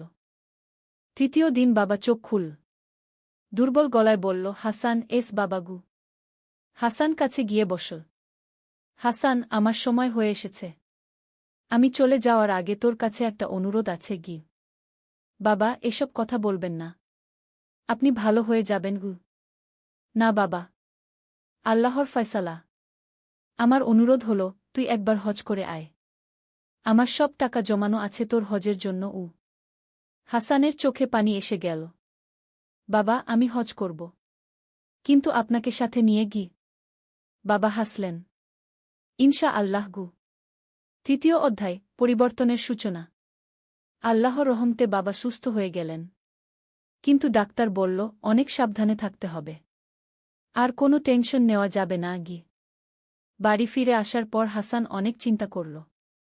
সে বুঝতে পারল যে তার জীবনে পরিবর্তন আনতে হবে। বাবার অনুরোধ অনুযায়ী সে হজের প্রস্তুতি নিতে শুরু করল। প্রথমে সে একটা ইসলামিক বই কিনে পড়তে শুরু করল। সিরাতুন নবী সা। বইটি পড়তে গিয়ে তার মন ভরে গেল। রাসূল সা এর জীবনের ঘটনাগুলো পড়ে সে অভিভূত হয়ে গেল। এত সুন্দর জীবন, কত ত্যাগ, কত সংগ্রাম। হাসান ভাবল। ধীরে ধীরে সে নামাজ পড়তে শুরু করল। প্রথম দিকে খুব কষ্ট হতো। কিন্তু মা ফাতেমা বেগম যখন দেখল যে ছেলে নামাজ পড়ছে, তার আনন্দের সীমা রইল না। আলহামদুলিল্লাহ, আল্লাহ আমার দোয়া কবুল করেছেন। মা খুশিতে কান্না করল। হাসান এবার আরবি শেখা শুরু করল, কুরআন বুঝে পড়ার জন্য। স্থানীয় একটা মাদ্রাসায় সন্ধ্যার ক্লাসে ভর্তি হল। চতুর্থ অধ্যায়, নতুন বন্ধুত্ব। মাদ্রাসায় হাসানের সাথে পরিচয় হল রহিমের সাথে। রহিম তার সমবয়সী, কিন্তু অনেক জ্ঞানী। সে ছোটবেলা থেকেই দ্বীনি শিক্ষায় শিক্ষিত। ভাই হাসান, আল্লাহ যাকে হিদায়েত দেন সেই সঠিক পথ পায়। আপনি খুব ভাগ্যবান। রহিম বলল। রহিমের সাথে বন্ধুত্ব হাসানের জীবনে নতুন মাত্রা যোগ করল। রহিম তাকে বিভিন্ন ইসলামিক বই পড়তে দিত, ইসলামের ইতিহাস শোনাত। ভাই, জানেন ইমাম আবু হানিফা এর কথা? তিনি একবার নামাজের মধ্যে এক আয়াত 200 বার পড়েছিলেন। রহিম বলল। কেন? হাসান জিজ্ঞেস করল। কারণ তিনি মনোযোগ দিয়ে পড়তে চেয়েছিলেন। যতক্ষণ না মনোযোগ এল ততক্ষণ পড়তে থাকলেন। হাসান অভিভূত হয়ে গেল। সুবহান আল্লাহ। রহিম হাসানকে নিয়ে মাঝে মাঝে বিভিন্ন ইসলামিক অনুষ্ঠানে যেত। ওয়াজ মাহফিল শুনত। হাসানের মধ্যে দিন দিন পরিবর্তন আসতে লাগল। পুরানো বন্ধুরা হাসানকে দেখে অবাক হতো। হাসান, তোর কি হয়েছে? এত ধার্মিক হয়ে গেছিস কেন? হাসান হেসে বলত, ভাই, আল্লাহর রহমত। পঞ্চম অধ্যায়, হজের প্রস্তুতি। হাসান এবার হজের জন্য নিবন্ধন করল। হজের নিয়মকানুন, দোয়া দরুদ, মাসায়েল সব শিখতে লাগল। তার বাবা মা খুব খুশি ছিলেন। বাবা, আমি হজে যাওয়ার আগে আপনার আর মায়ের কাছে মাফ চাই। আমি অনেক কষ্ট দিয়েছি। হাসান একদিন বাবা মায়ের পায়ে হাত দিয়ে বলল। বাবা চোখের পানি মুছে বলল, বাবা, আল্লাহ তোকে ক্ষমা করে দিয়েছেন। আমরাও তোকে ক্ষমা করে দিলাম। এখন তুই আমাদের গর্ব। হজের আগে হাসান তার সব বন্ধুবান্ধব, আত্মীয় স্বজনের কাছে ক্ষমা চাইল। যাদের সাথে খারাপ ব্যবহার করেছিল তাদের কাছে গিয়ে মাফ চাইল। ভাই হাসান, এটাই তো ইসলামের শিক্ষা। হজের আগে সবার সাথে সাফ হয়ে যেতে হয়। রহিম বলল। হাসান হজের আগে রোজা রাখতে শুরু করল। অতিরিক্ত নফল নামাজ পড়তে লাগল। কুরআন তিলাওয়াত বাড়িয়ে দিল। ষষ্ঠ অধ্যায়, পবিত্র সফর। অবশেষে হজের দিন এসে গেল। হাসান তার বাবা মায়ের কাছ থেকে বিদায় নিল। বাবা, আমার জন্য দোয়া করবেন। হাসান বলল। আল্লাহ তোর হজ কবুল করুন। তুই যেন গুনাহমুক্ত হয়ে ফিরে আসিস। মা দোয়া করল। বিমানে চড়ে হাসান সৌদি আরবের দিকে রওনা হল। বিমানে বসে সে মনে মনে দোয়া করতে লাগল। ইয়া আল্লাহ, আমাকে তোমার ঘরের মেহমান বানিয়েছ। আমার গুনাহগুলো মাফ করে দাও। সৌদি আরব পৌঁছে হাসান যখন প্রথম কাবা শরীফ দেখল, তার চোখে পানি এসে গেল। এত সুন্দর, এত মহিমান্বিত। লা ইলাহা ইল্লাল্লাহ। কি সুন্দর! হাসানের মুখ দিয়ে আপনা আপনি বেরিয়ে এল। সে তাওয়াফ করল। সাফা মারওয়ায় সাই করল। প্রতিটি ইবাদত করার সময় তার মনে শুধু একটা কথাই ঘুরপাক খাচ্ছিল, ইয়া আল্লাহ, আমাকে ক্ষমা করে দাও। সপ্তম অধ্যায়, আরাফাতের ময়দান। হজের সবচেয়ে গুরুত্বপূর্ণ দিন, আরাফাতের দিন। সকাল থেকেই হাসান আরাফাতের ময়দানে পৌঁছে গেল। লাখ লাখ মানুষ একসাথে আল্লাহর কাছে দোয়া করছে। সুবহান আল্লাহ! এত মানুষ একসাথে, হাসান অভিভূত হয়ে গেল। সে দোয়ায় মগ্ন হয়ে গেল। তার অতীতের সব গুনাহর কথা মনে পড়ল। কত যে অন্যায় করেছে, কত যে বাবা মাকে কষ্ট দিয়েছে। ইয়া আল্লাহ, আমি একজন বড় গুনাহগার। কিন্তু তুমি তো গফুরুর রহিম। আমাকে ক্ষমা করে দাও। হাসান কান্নায় ভেঙে পড়ল। আরাফাতের ময়দানে সে সারাদিন দোয়া করল। সবার জন্য, বাবা মায়ের জন্য, বন্ধুদের জন্য, সব মুসলমানদের জন্য। সূর্যাস্তের সময় যখন আরাফাত থেকে মুজদালিফার দিকে রওনা দিল, হাসানের মনে একটা আলাদা প্রশান্তি অনুভব করল। আল্লাহ আমার দোয়া কবুল করেছেন। আমি অনুভব করতে পারছি। হাসান মনে মনে ভাবল। অষ্টম অধ্যায়, নতুন মানুষ। হজ শেষ করে হাসান যখন দেশে ফিরে এল, তার চেহারায় একটা আলাদা নূর দেখা যাচ্ছিল। বাবা মা তাকে দেখে খুব খুশি হলেন। মাশা আল্লাহ! হাজী সাহেব কেমন আছেন? বাবা হাসতে হাসতে বলল। আলহামদুলিল্লাহ বাবা। আল্লাহ আমার হজ কবুল করেছেন। হাসান বলল। হাসান এখন নিয়মিত 5 ওয়াক্ত নামাজ পড়ত। তাহাজ্জুদ নামাজও পড়ত। কুরআন তিলাওয়াত করত। তার আচরণ সম্পূর্ণ পরিবর্তন হয়ে গেছে। সে তার পুরানো বন্ধুদের সাথেও দিনের কথা বলত। তাদেরকেও সঠিক পথে আসার দাওয়াত দিত। ভাই, একবার নামাজ পড়ে দেখো, কি শান্তি পাবে। হাসান তার বন্ধু করিমকে বলল। হাসান, তুই তো একদম বদলে গেছিস। কি? করিম বলল। হ্যাঁ ভাই, আল্লাহ আমাকে হিদায়েত দিয়েছেন। নবম অধ্যায়, দাওয়াতি কাজ। হাসান এখন দাওয়াতি কাজে অংশ নিতে শুরু করল। রহিমের সাথে মিলে স্থানীয় যুবকদের মাঝে ইসলামের দাওয়াত দিত। ভাইয়েরা, আমি নিজেও একসময় পথভ্রষ্ট ছিলাম। কিন্তু আল্লাহ আমাকে সঠিক পথ দেখিয়েছেন। আপনারাও পারবেন। হাসান যুবকদের উদ্দেশ্যে বলত। তার কথায় অনেকেই প্রভাবিত হতো। কিছু যুবক নামাজ পড়তে শুরু করল। হাসান এখন কলেজেও নিয়মিত যেত। পড়াশোনায় মনোযোগ দিত। কারণ সে বুঝতে পেরেছিল যে ইসলামে শিক্ষার গুরুত্ব অনেক। প্রথম যে আয়াত নাজিল হয়েছিল তা ছিল, ইকরা পড়ুন। এটাই প্রমাণ করে ইসলামে শিক্ষার কত গুরুত্ব। হাসান তার বন্ধুদের বলত। দশম অধ্যায়, বিয়ে এবং নতুন দায়িত্ব। কয়েক বছর পর হাসানের বিয়ে হল আয়েশার সাথে। আয়েশা খুব ধার্মিক এবং শিক্ষিত মেয়ে ছিল। তাদের দুজনের মিলন হল ইসলামের ভিত্তিতে। আয়েশা, আমরা দুজনে মিলে আল্লাহর জন্য একটা আদর্শ পরিবার গড়ব। হাসান বিয়ের দিন আয়েশাকে বলল। ইনশা আল্লাহ। আয়েশা জবাব দিল। তাদের ঘরে 1 বছর পর একটি ছেলে সন্তান জন্ম নিল। তারা ছেলের নাম রাখল আব্দুল্লাহ। আয়েশা, আমাদের ছেলেটাকে আমরা সঠিক দ্বীনি শিক্ষা দেব। সে যেন একজন আদর্শ মুসলমান হয়ে বড় হয়। হাসান বলল। হাসান এখন একটি ইসলামিক স্কুলে শিক্ষকতা করত। ছোট বাচ্চাদের ইসলামের মৌলিক বিষয়গুলো শেখাত। তার শিক্ষার পদ্ধতি ছিল খুব সহজ এবং প্রাণবন্ত। বাচ্চারা, তোমরা জানো আল্লাহ আমাদের কত ভালোবাসেন?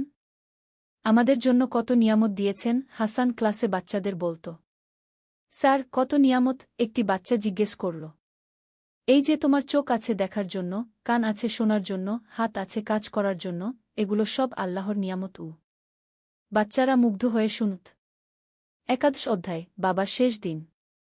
হাসানের বাবা মোহাম্মদ আলী বয়সের ভারে দুর্বল হয়ে পড়লেন। একদিন তিনি হাসানকে ডেকে বলল। হাসান বাবা, আমি খুব খুশি যে আল্লাহ তোকে সঠিক পথে ফিরিয়ে এনেছেন। আমার আর কোনো আফসোস নেই। বাবা, আপনি এসব কথা বলবেন না। আপনি আরও অনেক দিন আমাদের সাথে থাকবেন। হাসান বলল। না বাবা, আমার সময় হয়ে এসেছে। তবে আমি শান্তিতে যাচ্ছি। তুই একজন আদর্শ ছেলে হয়েছিস। কয়েক সপ্তাহ পর বাবা ইন্তেকাল করলেন। মৃত্যুর আগের রাতে তিনি অনেক তাসবিহ তাহলিল পড়েছিলেন। শেষ কথা ছিল, লা ইলাহা ইল্লাল্লাহ। হাসান বাবার জানাজায় ইমাম হল। তার তিলাওয়াত শুনে সবাই মুগ্ধ হল। তোমার বাবা খুব ভাগ্যবান যে এমন ছেলে রেখে গেছেন। মসজিদের ইমাম সাহেব হাসানকে বলল। দ্বাদশ অধ্যায়, মায়ের খেদমত। বাবার মৃত্যুর পর হাসান মায়ের খেদমতে আরও বেশি মনোযোগী হল। প্রতিদিন মায়ের সাথে সময় কাটাত, তার যত্ন নিত। মা, আপনার কোনো অসুবিধা হলে আমাকে বলবেন। হাসান প্রতিদিন মাকে বলত, বাবা, তোর মতো ছেলে পেয়ে আমি ধন্য। আল্লাহ তোর মঙ্গল করুন। মা দোয়া করত। হাসান মায়ের পায়ে তেল মালিশ করত, তার পছন্দের খাবার রান্না করে দিত। ইসলামে মায়ের মর্যাদা কত যে বেশি তা সে হৃদয় দিয়ে অনুভব করত। জান্নাত মায়ের পায়ের নিচে, কি এই হাদিসের প্রকৃত মানে হাসান বুঝতে পারত। আয়েশা ও শাশুড়ির খুব যত্ন নিত। মায়ের সাথে গল্প করত, তার মন ভালো রাখার চেষ্টা করত। ত্রয়োদশ অধ্যায়, সমাজসেবা। হাসান এখন বিভিন্ন সমাজসেবামূলক কাজে জড়িত হল। স্থানীয় এতিমখানায় যেত, গরিব বাচ্চাদের পড়াত। রমজান মাসে ইফতার বিতরণ করত। ভাই হাসান, আপনি যে কাজগুলো করছেন এগুলো সবই সদকা। আল্লাহ আপনাকে উত্তম প্রতিদান দেবেন। মসজিদের ইমাম সাহেব বলল। হাসান একটি দাতব্য সংস্থা গঠন করল। নাম দিল নূরের পথ। এই সংস্থার মাধ্যমে সে গরিব ছাত্রদের বৃত্তি দিত, অসহায় মানুষদের সাহায্য করত।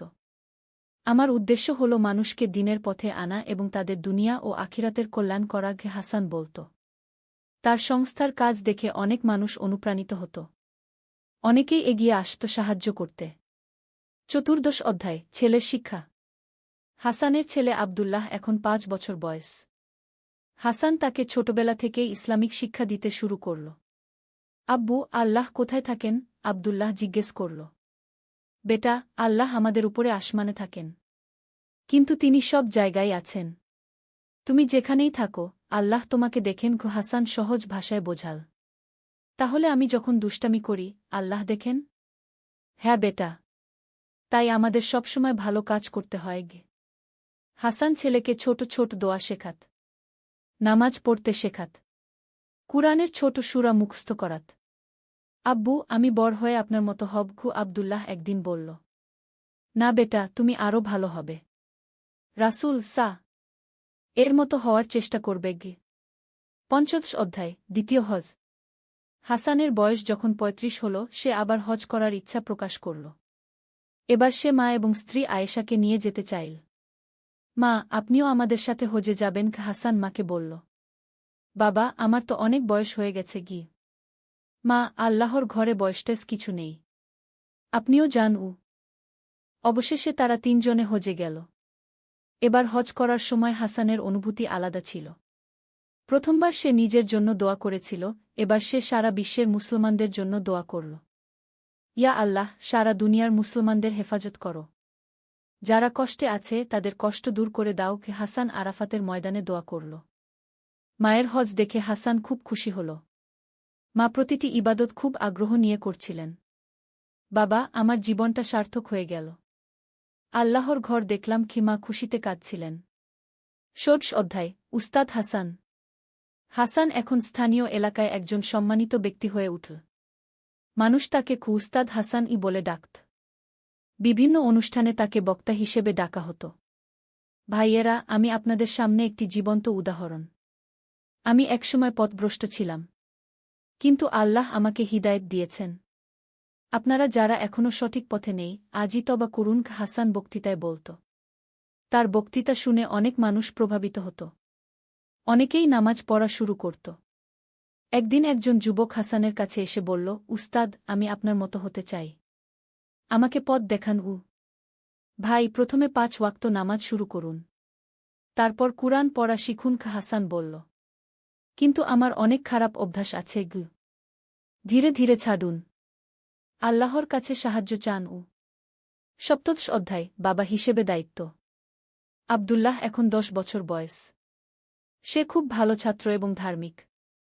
হাসান তাকে নিয়ে খুব গর্বিত। আব্বু, আমি বড় হয়ে আলেম হতে চাই। আবদুল্লাহ একদিন বলল।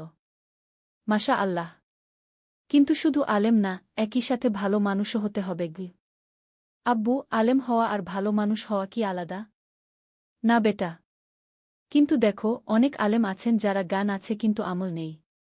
তুমি জ্ঞানও নাও, আমলও করক। হাসান ছেলেকে নিয়ে মসজিদে যেত, তার সাথে কুরআন পড়ত। ছেলেকে সততা, ন্যায়পরায়ণতা, দানশীলতার শিক্ষা দিত। আব্বু, আপনি কেন এত মানুষকে সাহায্য করেন? আবদুল্লাহ জিজ্ঞেস করল। বেটা, রাসূল বলেছেন, মানুষের মধ্যে সেই সবচেয়ে ভালো যে মানুষের উপকারে আসে। আমি চেষ্টা করি মানুষের উপকার করতে। অষ্টাদশ অধ্যায় মায়ের মৃত্যু। হাসানের মায়ের বয়স অনেক হয়ে গিয়েছিল।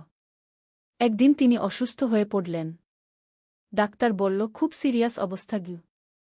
হাসান মায়ের পাশে বসে কুরআন তিলাওয়াত করত। মা শুনে শান্তি পেতেন।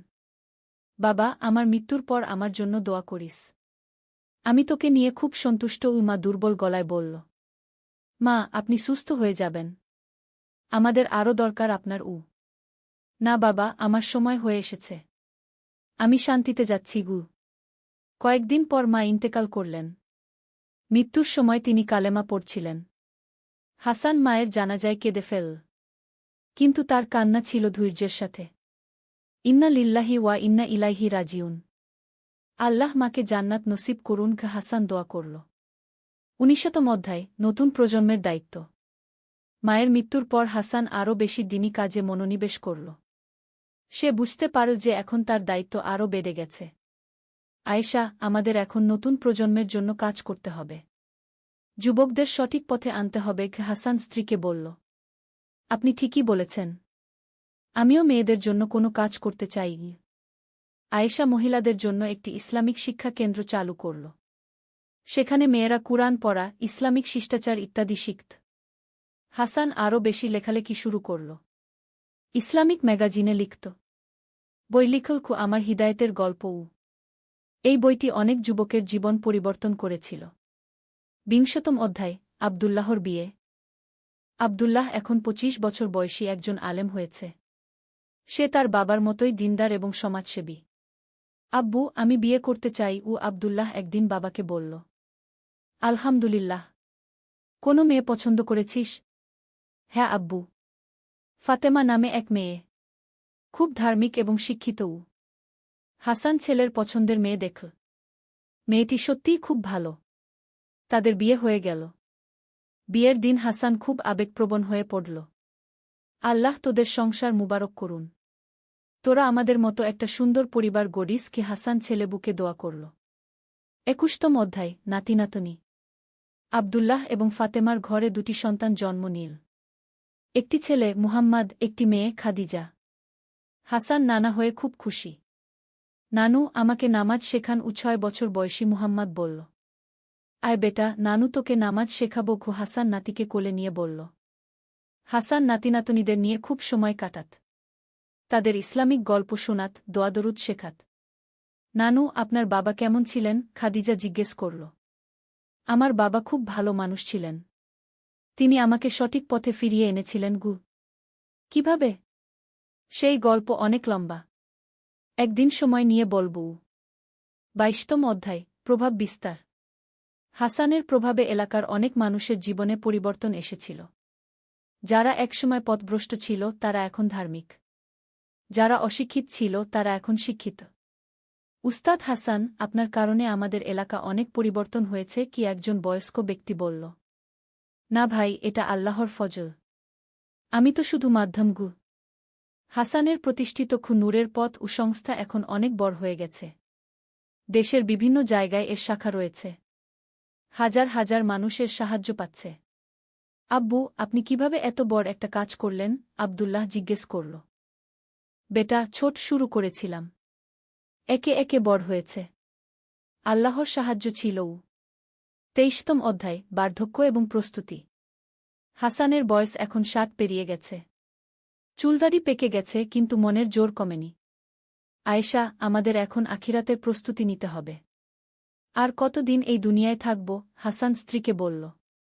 আপনি ঠিক বলেছেন। আমরা আরও বেশি ইবাদত করি।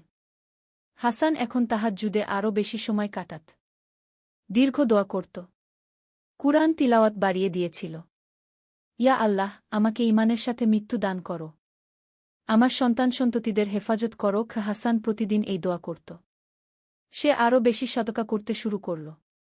তার সব সম্পদ দান করে দিল সমাজসেবায়। 24তম অধ্যায় শেষ হজ। হাসান তৃতীয়বার হজ করার ইচ্ছা প্রকাশ করল। এবার সে একা যেতে চাইল। আব্বু, আমিও আপনার সাথে যাব। আবদুল্লাহ বলল। না বেটা, তুই এখানে থেকে কাজ দেখ। এটা হয়তো আমার শেষ হজ। হাসান একা হজে গেল। এবার তার মনে একটা আলাদা অনুভূতি কাজ করছিল। মনে হচ্ছিল এটাই তার শেষ সাক্ষাৎ আল্লাহর ঘরের সাথে। কাবা শরীফের সামনে দাঁড়িয়ে সে বলল, ইয়া আল্লাহ, তুমি আমাকে অনেক দিয়েছ। আমার জীবন তোমার জন্যই উৎসর্গ করেছি। এখন আমি তোমার কাছে ফিরে যাওয়ার প্রস্তুতি নিচ্ছি গু। আরাফাতের ময়দানে সে শুধু একটি দোয়াই করল, ইয়া আল্লাহ, আমাকে ঈমানের সাথে মৃত্যু দান করো। ২৫তম অধ্যায়, শেষ দিনগুলো। হজ থেকে ফিরে এসে হাসান আরও বেশি ইবাদতে মশগুল হয়ে গেল। প্রতিদিন কুরআন খতম করত। বেশি বেশি তাসবিহ তাহলিল পড়ত। আব্বু, আপনার শরীর ভালো আছে তো? আব্দুল্লাহ চিন্তিত গলা জিজ্ঞেস করল। হ্যাঁ বেটা, আলহামদুলিল্লাহ। শুধু মনে হচ্ছে আমার সময় ঘনিয়ে আসছে গু। হাসান তার জীবনের শেষ দিনগুলোতে বেশি বেশি দোয়া করত, ইস্তেগফার পড়ত। সবার কাছে ক্ষমা চাইত। আব্দুল্লাহ, তুই আমার সব কাজ এগিয়ে নিয়ে যাবি। গরিবদের সেবা করবি। দিনের দাওয়াত দিবি গু। জি আব্বু। আপনার সব কাজ আমি এগিয়ে নিয়ে যাব। ৬০তম অধ্যায়, বিদায়। একদিন ফজরের নামাজের পর হাসান অসুস্থ হয়ে পড়ল। ডাক্তার দেখে বলল, খুব সিরিয়াস অবস্থা গু। হাসান বিছানায় শুয়ে কালেমা পড়তে লাগল। পরিবারের সবাই তার চারপাশে এসে জড়ো হল। আব্বু, আমাদের ছেড়ে যাবেন না গি। আব্দুল্লাহ কেঁদে ফেল। বেটা, কাঁদিস না। এটা আল্লাহর ফয়সালা। তুই আমার সব কাজ এগিয়ে নিয়ে যাবি গু।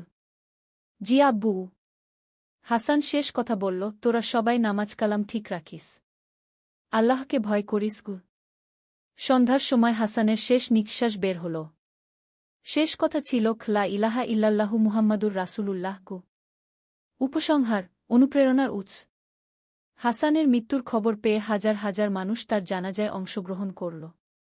যারা তার সংস্পর্শে এসেছিল সবাই তার প্রশংসা করল। হাসান ভাই একজন আদর্শ মানুষ ছিলেন, ও একজন বলল। তিনি আমার জীবন পরিবর্তন করে দিয়েছেন গি, আরেকজন বলল। আব্দুল্লাহ বাবার সব কাজ এগিয়ে নিয়ে গেল। নূরের পথ ও সংস্থা আরও বড় হল।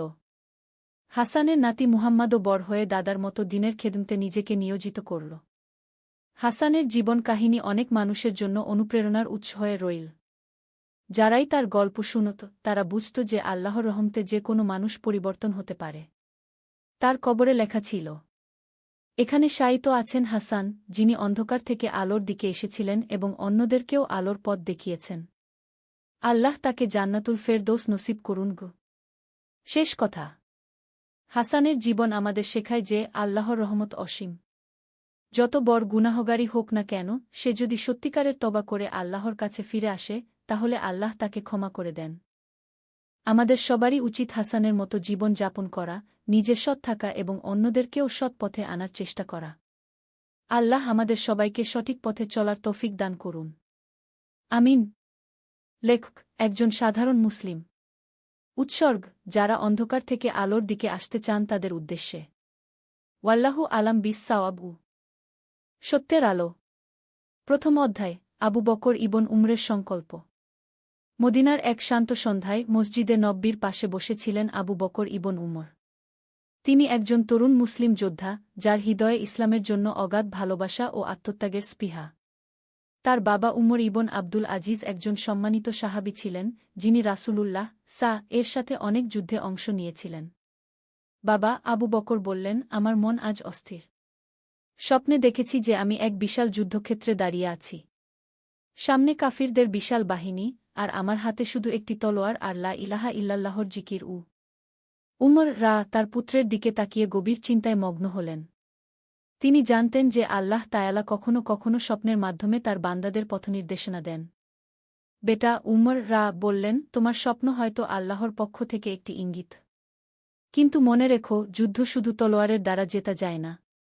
প্রকৃত বিজয় আসে তাকওয়া, ধৈর্য এবং আল্লাহর উপর পূর্ণ নির্ভরতার মাধ্যমে। সেই রাতেই খবর এলো যে রোমান সাম্রাজ্যের বিশাল বাহিনী সিরিয়ার সীমান্তে মুসলিম ভূমি আক্রমণের প্রস্তুতি নিচ্ছে। তাদের সেনাপতি হেরাক্লিয়াস নামে এক নিষ্ঠুর শাসক, যে মুসলমানদের নিশ্চিহ্ন করার শপথ নিয়েছিল। খলিফা উমর ইবনুল খাত্তাব জরুরি সভা ডাকলেন। সাহাবীরা এবং অনুভবী সেনাপতিরা মসজিদে নব্বীতে একত্রিত হলেন। খালিদ ইবন ওয়ালিদ আবু উবাইদা এবং আরও অনেক বীর মুজাহিদ সেখানে উপস্থিত ছিলেন। হে মুমিনগণ, খলিফা উমর বললেন, আমাদের সামনে এক কঠিন পরীক্ষা। কিন্তু আমরা জানি যে আল্লাহ তায়ালা আমাদের সাথে আছেন। তিনি বদর, উহুদ এবং খন্দকের যুদ্ধে আমাদের সাহায্য করেছেন। তিনি এবারও আমাদের হেফাজত করবেন। আবু বকর ইবন উমর তার বাবার পাশে বসে এইসব কথা শুনছিলেন। তার হৃদয়ে এক অদ্ভুত শান্তি নেমে এসেছিল। তিনি বুঝতে পারলেন যে তার স্বপ্ন সত্য হতে চলেছে। দ্বিতীয় অধ্যায়, প্রস্তুতি ও তাওয়াক্কুল। পরের দিন ভোরে আবু বকর তার ঘর থেকে বের হয়ে মসজিদে ফজরের নামায় পড়তে গেলেন। নামায়ের পর তিনি কুরআন তিলাওয়াত করতে লাগলেন। হঠাৎ তার চোখে পড়ল সূরা আনফালের ৪-৫, ৪-৬ নম্বর আয়াত। হে ঈমানদারগণ! যখন তোমরা কোনো দলের মুখোমুখি হও, তখন অবিচল থাকো এবং আল্লাহকে বেশি বেশি স্মরণ করো, যাতে তোমরা সফল হতে পারো। আর আল্লাহ ও তার রাসূলের আনুগত্য করো এবং পরস্পর বিবাদ করো না, তাহলে তোমরা সাহস হারিয়ে ফেলবে এবং তোমাদের শক্তি নিঃশেষ হয়ে যাবে। আর ধৈর্য ধরো, নিশ্চয়ই আল্লাহ ধৈর্যশীলদের সাথে আছেন। এই আয়াত পড়ে আবু বকরের হৃদয়ে এক গভীর প্রশান্তি নেমে এল। তিনি বুঝতে পারলেন যে আল্লাহ তায়ালা তাকে পথ দেখাচ্ছেন। মুসলিম বাহিনীর প্রস্তুতি শুরু হল। সৈনিকরা তাদের অস্ত্র ধার দিতে লাগল, ঘোড়াগুলোকে প্রস্তুত করা হল এবং রসদ সংগ্রহ করা হল। কিন্তু এসবের চেয়েও গুরুত্বপূর্ণ ছিল আধ্যাত্মিক প্রস্তুতি।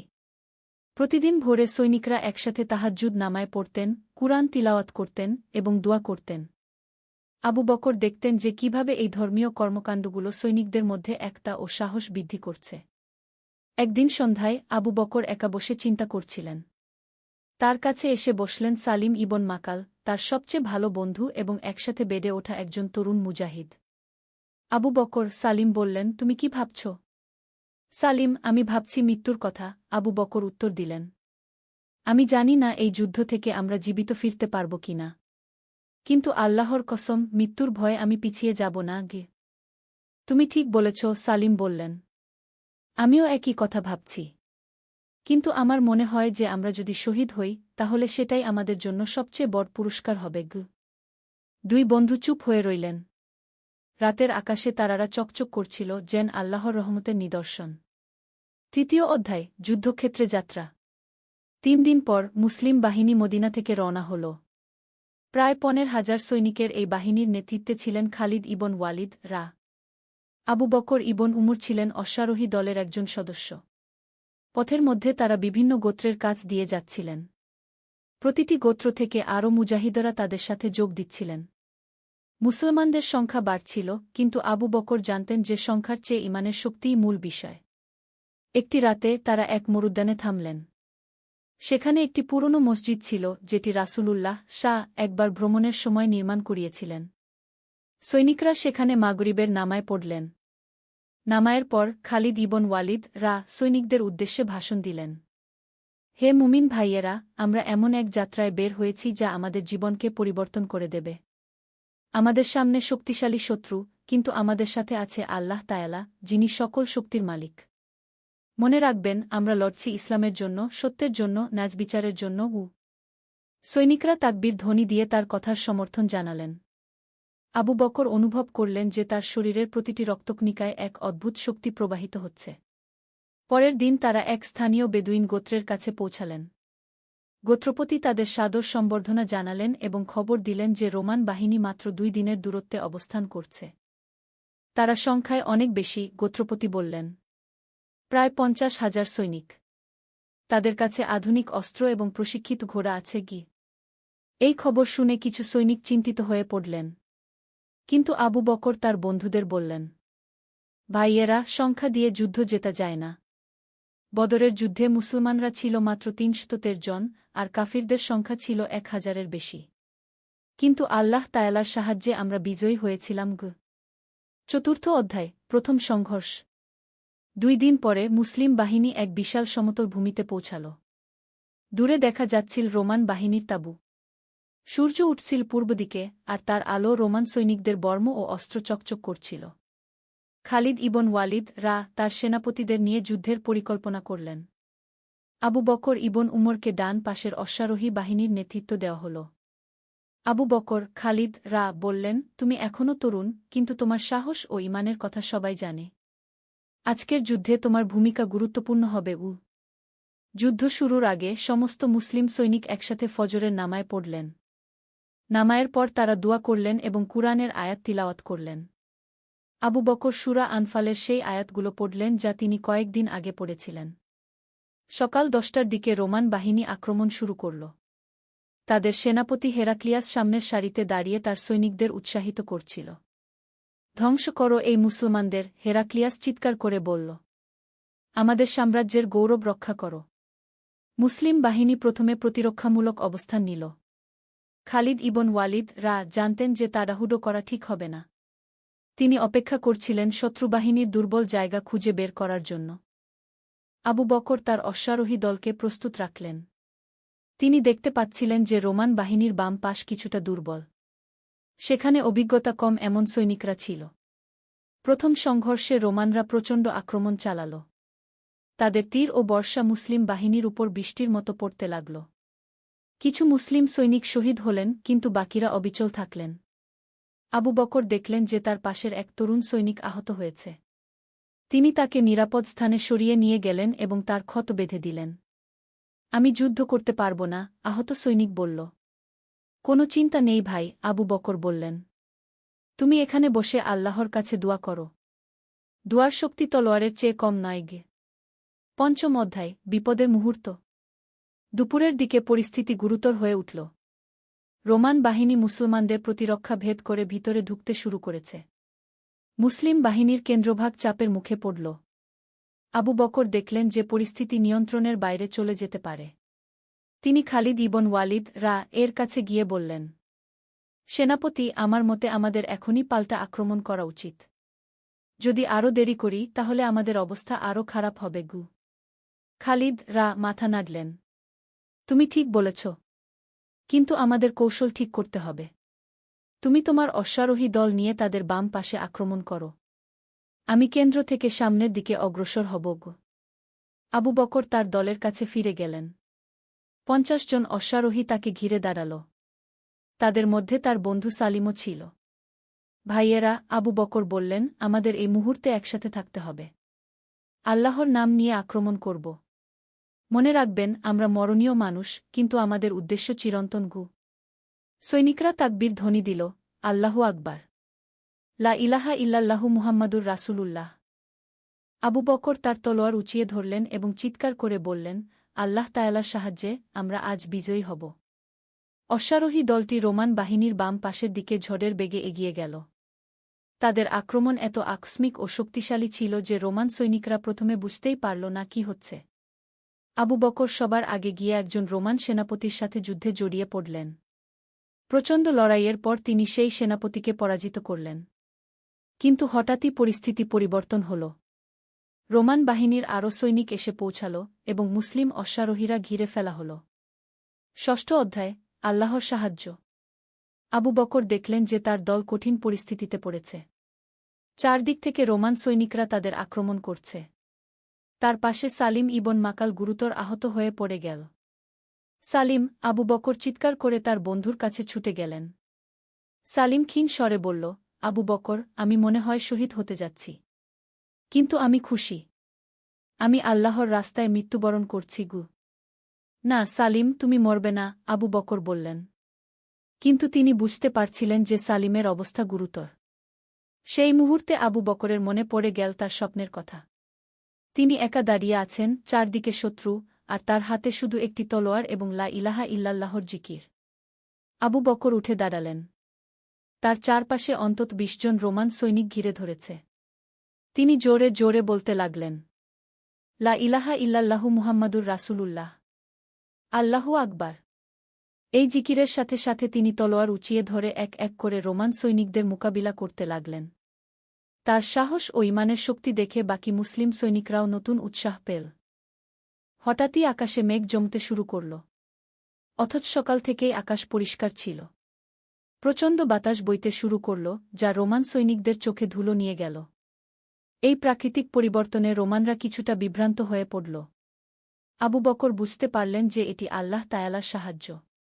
তিনি তার বাকি সৈনিকদের জোরালো আওয়াজে বললেন, ভাইয়েরা, আল্লাহ তাআলা আমাদের সাহায্য করছেন। এগিয়ে চলো, বিজয় আমাদের। সপ্তম অধ্যায়, চূড়ান্ত বিজয়। বিকেলের দিকে যুদ্ধের মোড সম্পূর্ণ পরিবর্তন হয়ে গেল। মুসলিম বাহিনী পাল্টা আক্রমণে গেল এবং রোমান বাহিনী পিছু হটতে শুরু করল। আবু বকর তার অশ্বারোহী দল পুনর্গঠিত করলেন। যদিও তার অনেক সাথী শহীদ হয়েছেন, তবুও যারা বেঁচে ছিলেন তারা আরও শক্তিশালী মনোবল নিয়ে এগিয়ে এলেন। ভাইয়েরা, আবু বকর বললেন, আমাদের শহীদ ভাইদের রক্ত বৃথা যেতে দেওয়া যাবে না। আল্লাহ তাআলা আমাদের সাহায্য করেছেন, এখন আমাদের দায়িত্ব হল তার দেওয়া সুযোগের সঠিক ব্যবহার করা। রোমান সেনাপতি হেরাক্লিয়াস বুঝতে পারল যে পরিস্থিতি তাদের বিপক্ষে চলে যাচ্ছে। তিনি তার ব্যক্তিগত দেহর খিদে নিয়ে একটি শেষ আক্রমণের পরিকল্পনা করলেন। তার উদ্দেশ্য ছিল খালিদ ইবন ওয়ালিদ কে হত্যা করে মুসলিম বাহিনীকে নেতৃত্বশূন্য করা। কিন্তু আবু বকর হেরাক্লিয়াসের এই পরিকল্পনা বুঝতে পেরে তাকে বাধা দিলেন। দুই বীর যোদ্ধার মধ্যে এক প্রচণ্ড যুদ্ধ শুরু হল। হেরাক্লিয়াস ছিল অভিজ্ঞ যোদ্ধা, কিন্তু আবু বকরের ঈমানের শক্তি ছিল অপ্রতিরোধ্য। প্রতিটি তলোয়ারের আঘাতের সাথে তিনি কি আল্লাহু আকবার বলছিলেন। অবশেষে আবু বকর হেরাক্লিয়াসকে পরাজিত করলেন। রোমান সেনাপতির পতনের সাথে সাথে তাদের বাহিনীর মনোবল ভেঙে গেল। সূর্যাস্তের ঠিক আগে রোমান বাহিনী সম্পূর্ণভাবে পরাজিত হল। যারা বেঁচে ছিল তারা যুদ্ধক্ষেত্র থেকে পালিয়ে গেল। অষ্টম অধ্যায়, বিজয়ের পর। যুদ্ধ শেষ হওয়ার পর মুসলিম সৈনিকরা শহীদদের জন্য দোয়া করলেন এবং তাদের দাফন কাফনের ব্যবস্থা করলেন। আবু বকর তার প্রিয় বন্ধু সালিমের কবরের পাশে দাঁড়িয়ে কাঁদলেন। সালিম, তিনি মনে মনে বললেন, তুমি শহীদ হয়েছ, এটা তোমার জন্য গর্বের বিষয়। আল্লাহ তাআলা তোমাকে জান্নাতে উচ্চ মর্যাদা দিন। খালিদ ইবন ওয়ালিদ আবু বকরের কাছে এসে বললেন, আবু বকর, আজকের বিজয়ে তোমার অবদান অসাধারণ। তুমি যে সাহস ও নেতৃত্ব দেখিয়েছ সেটা আমাদের সবার জন্য অনুপ্রেরণা। সেনাপতি আবু বকর উত্তর দিলেন, এটা কোনো ব্যক্তিগত বিজয় নয়। এটা ইসলামের বিজয়, সত্যের বিজয়। আল্লাহ তাআলাই আমাদের সাহায্য করেছেন। সেই রাতে মুসলিম সৈনিকরা শুকরিয়া স্বরূপ 2 রাকাত নামায় পড়লেন এবং কুরআন তিলাওয়াত করলেন। আবু বকর সূরা নাসরের আয়াত তিলাওয়াত করলেন। যখন আল্লাহর সাহায্য ও বিজয় আসবে, আর তুমি দেখবে মানুষ দলে দলে আল্লাহর দিনে প্রবেশ করছে, তখন তুমি তোমার রবের প্রশংসায় তাসবিহ পড় এবং তার কাছে ক্ষমা প্রার্থনা করো। নিশ্চয়ই তিনি তাওবা কবুলকারী। নবম অধ্যায়, ঘরে ফেরার পথ। 1 সপ্তাহ পরে বিজয়ী মুসলিম বাহিনী মদিনার দিকে রওনা হল। পথের মধ্যে বিভিন্ন গোত্র তাদের স্বাগত জানাল এবং অনেকেই ইসলাম গ্রহণ করল। আবু বকর যুদ্ধের পরে গভীর চিন্তায় মগ্ন হয়ে পড়েছিলেন। বিজয়ের আনন্দের পাশাপাশি তিনি শহীদ হওয়া বন্ধুদের কথা ভাবছিলেন। তিনি বুঝতে পারছিলেন যে জিহাদ মানে শুধু যুদ্ধ নয়, বরং আত্মত্যাগ, ভালোবাসা এবং মানুষের কল্যাণের জন্য কাজ করা। পথের মধ্যে একদিন তারা এক গ্রামে থামলেন। সেই গ্রামের মানুষরা যুদ্ধে ক্ষতিগ্রস্ত হয়েছিল। আবু বকর দেখলেন যে অনেক বিধবা ও এতিম সেখানে রয়েছে। আমাদের উচিত হবে এই মানুষদের সাহায্য করা। আবু বকর খালিদ ইবন ওয়ালিদ কে বললেন। তুমি ঠিক বলেছ, খালিদ উত্তর দিলেন। ইসলাম আমাদের শুধু যুদ্ধ করতে শেখায় না, বরং মানুষের সেবা করতেও শেখায়। মুসলিম সৈনিকরা সেই গ্রামে 3 দিন থেকে মানুষদের সাহায্য করলেন। তারা ক্ষতিগ্রস্ত ঘরবাড়ি মেরামত করলেন, অসুস্থদের চিকিৎসা করলেন এবং এতিমদের জন্য খাবারের ব্যবস্থা করলেন। গ্রামবাসীরা মুসলমানদের এই উদার আচরণ দেখে অত্যন্ত প্রভাবিত হলেন। অনেকেই বললেন, আমরা মুসলমানদের সম্পর্কে ভুল ধারণা পোষণ করতাম। এরা তো শুধু যোদ্ধাই নয়, মানবিক গুণসম্পন্ন মানুষ। 10ম অধ্যায়, শিক্ষা ও উপলব্ধি। মদিনায় পৌঁছানোর আগের রাতে আবু বকর একা বসে যুদ্ধের পুরো ঘটনা নিয়ে চিন্তা করছিলেন। তার বাবা উমর ইবন আব্দুল আজিজ তার পাশে এসে বসলেন। বেটা, তুমি কি ভাবছ? উমর জিজ্ঞেস করলেন। বাবা, আবু বকর বললেন, আমি ভাবছি যে আল্লাহ তাআলা আমাদের কত বড় নিয়ামত দিয়েছেন। আমি দেখেছি যে ঈমানের শক্তি কত বড়। যখন আমরা আল্লাহর উপর পূর্ণ নির্ভর করেছি, তখন তিনি আমাদের সাহায্য করেছেন। এটাই তো জিহাদের প্রকৃত শিক্ষা, উমর বললেন। জিহাদ মানে শুধু শত্রুর বিরুদ্ধে যুদ্ধ নয়। জিহাদ মানে নিজের নফসের বিরুদ্ধে যুদ্ধ, অন্যায়ের বিরুদ্ধে যুদ্ধ এবং মানুষের কল্যাণের জন্য সংগ্রাম। আবু বকর তার বাবার কথা গভীর মনোযোগ দিয়ে শুনলেন। তিনি বুঝতে পারলেন যে এই যুদ্ধ তাকে শুধু একজন যোদ্ধা বানায়নি, বরং একজন পূর্ণাঙ্গ মুসলিম হিসেবে গড়ে তুলেছে। বাবা, আমি একটি সংকল্প করেছি, আবু বকর বললেন। আমি বাকি জীবন ইসলামের সেবায় কাটাব। যুদ্ধক্ষেত্রে হোক বা শান্তির সময়ে হোক, আমি সবসময় মানুষের কল্যাণের জন্য কাজ করব। উমর তার পুত্রের কপালে চুমু দিয়ে দোয়া করলেন, আল্লাহ তাআলা তোমাকে হেদায়েত দিন এবং তোমার এই সংকল্প পূরণ করার তাওফিক দিন। একাদশ অধ্যায় মদিনায় প্রত্যাবর্তন। পরের দিন সকালে বিজয়ী বাহিনী মদিনায় প্রবেশ করল। পুরো শহর আনন্দে মেতে উঠল। মানুষ রাস্তায় বেরিয়ে এসে মুজাহিদদের স্বাগত জানাল। খলিফা উমর ইবনুল খাত্তাব নিজেই শহরের বাইরে এসে বাহিনীকে অভ্যর্থনা জানালেন। তিনি প্রথমে শহীদদের পরিবারের কাছে গিয়ে তাদের সান্ত্বনা দিলেন এবং তাদের সাহায্যের নিশ্চয়তা দিলেন। আপনাদের সন্তানেরা আল্লাহর রাস্তায় শহীদ হয়েছেন, খলিফা উমর বললেন। তারা জান্নাতে আমাদের জন্য অপেক্ষা করছেন। আর আমরা তাদের পরিবারের দেখাশোনার দায়িত্ব নিয়েছি। মসজিদে নব্বীতে বিশেষ শুকরানা নামায়ের আয়োজন করা হল। হাজার হাজার মুসলমান একসাথে আল্লাহ তায়ালার কৃতজ্ঞতা প্রকাশ করলেন। আবু বকর নামায়ের পর দোয়া করলেন, হে আল্লাহ, আপনি আমাদের এই বিজয় দিয়েছেন, কিন্তু আমরা যেন এই বিজয়ে অহংকারী না হই। আমরা যেন সবসময় মনে রাখি যে সব শক্তি ও বিজয় আপনার কাছ থেকেই আসে। দ্বাদশ অধ্যায় নতুন দায়িত্ব। যুদ্ধ থেকে ফেরার কয়েকদিন পর খলিফা উমর ইবনুল খাত্তাব আবু বকর ইবন উমরকে ডেকে পাঠালেন। আবু বকর খলিফা বললেন, তোমার সাহস ও নেতৃত্বগুণ আমি লক্ষ্য করেছি। আমি তোমাকে একটি গুরুত্বপূর্ণ দায়িত্ব দিতে চাই। আমিরুল মুমিনিন, আপনি যা বলবেন আমি তা পালন করার চেষ্টা করব। আবু বকর উত্তর দিলেন, আমি চাই তুমি সিরিয়ার নতুন বিজিত অঞ্চলের প্রশাসক হয়ে যাও। তোমার দায়িত্ব হবে সেখানে ইসলামী শাসন ব্যবস্থা প্রতিষ্ঠা করা এবং মানুষের মধ্যে ইসলামের সুন্দর বাণী প্রচার করা। আবু বকর প্রথমে ঘাবড়ে গেলেন। আমিরুল মুমিনিন, আমি কি এত বড় দায়িত্ব পালন করতে পারব? আল্লাহ তায়ালা তোমাকে যে গুণগুলো দিয়েছেন তা দিয়ে তুমি অবশ্যই পারবে, খলিফা বললেন। তবে মনে রেখো, শাসন করার অর্থ হল মানুষের সেবা করা, তাদের উপর কর্তৃত্ব করা নয়।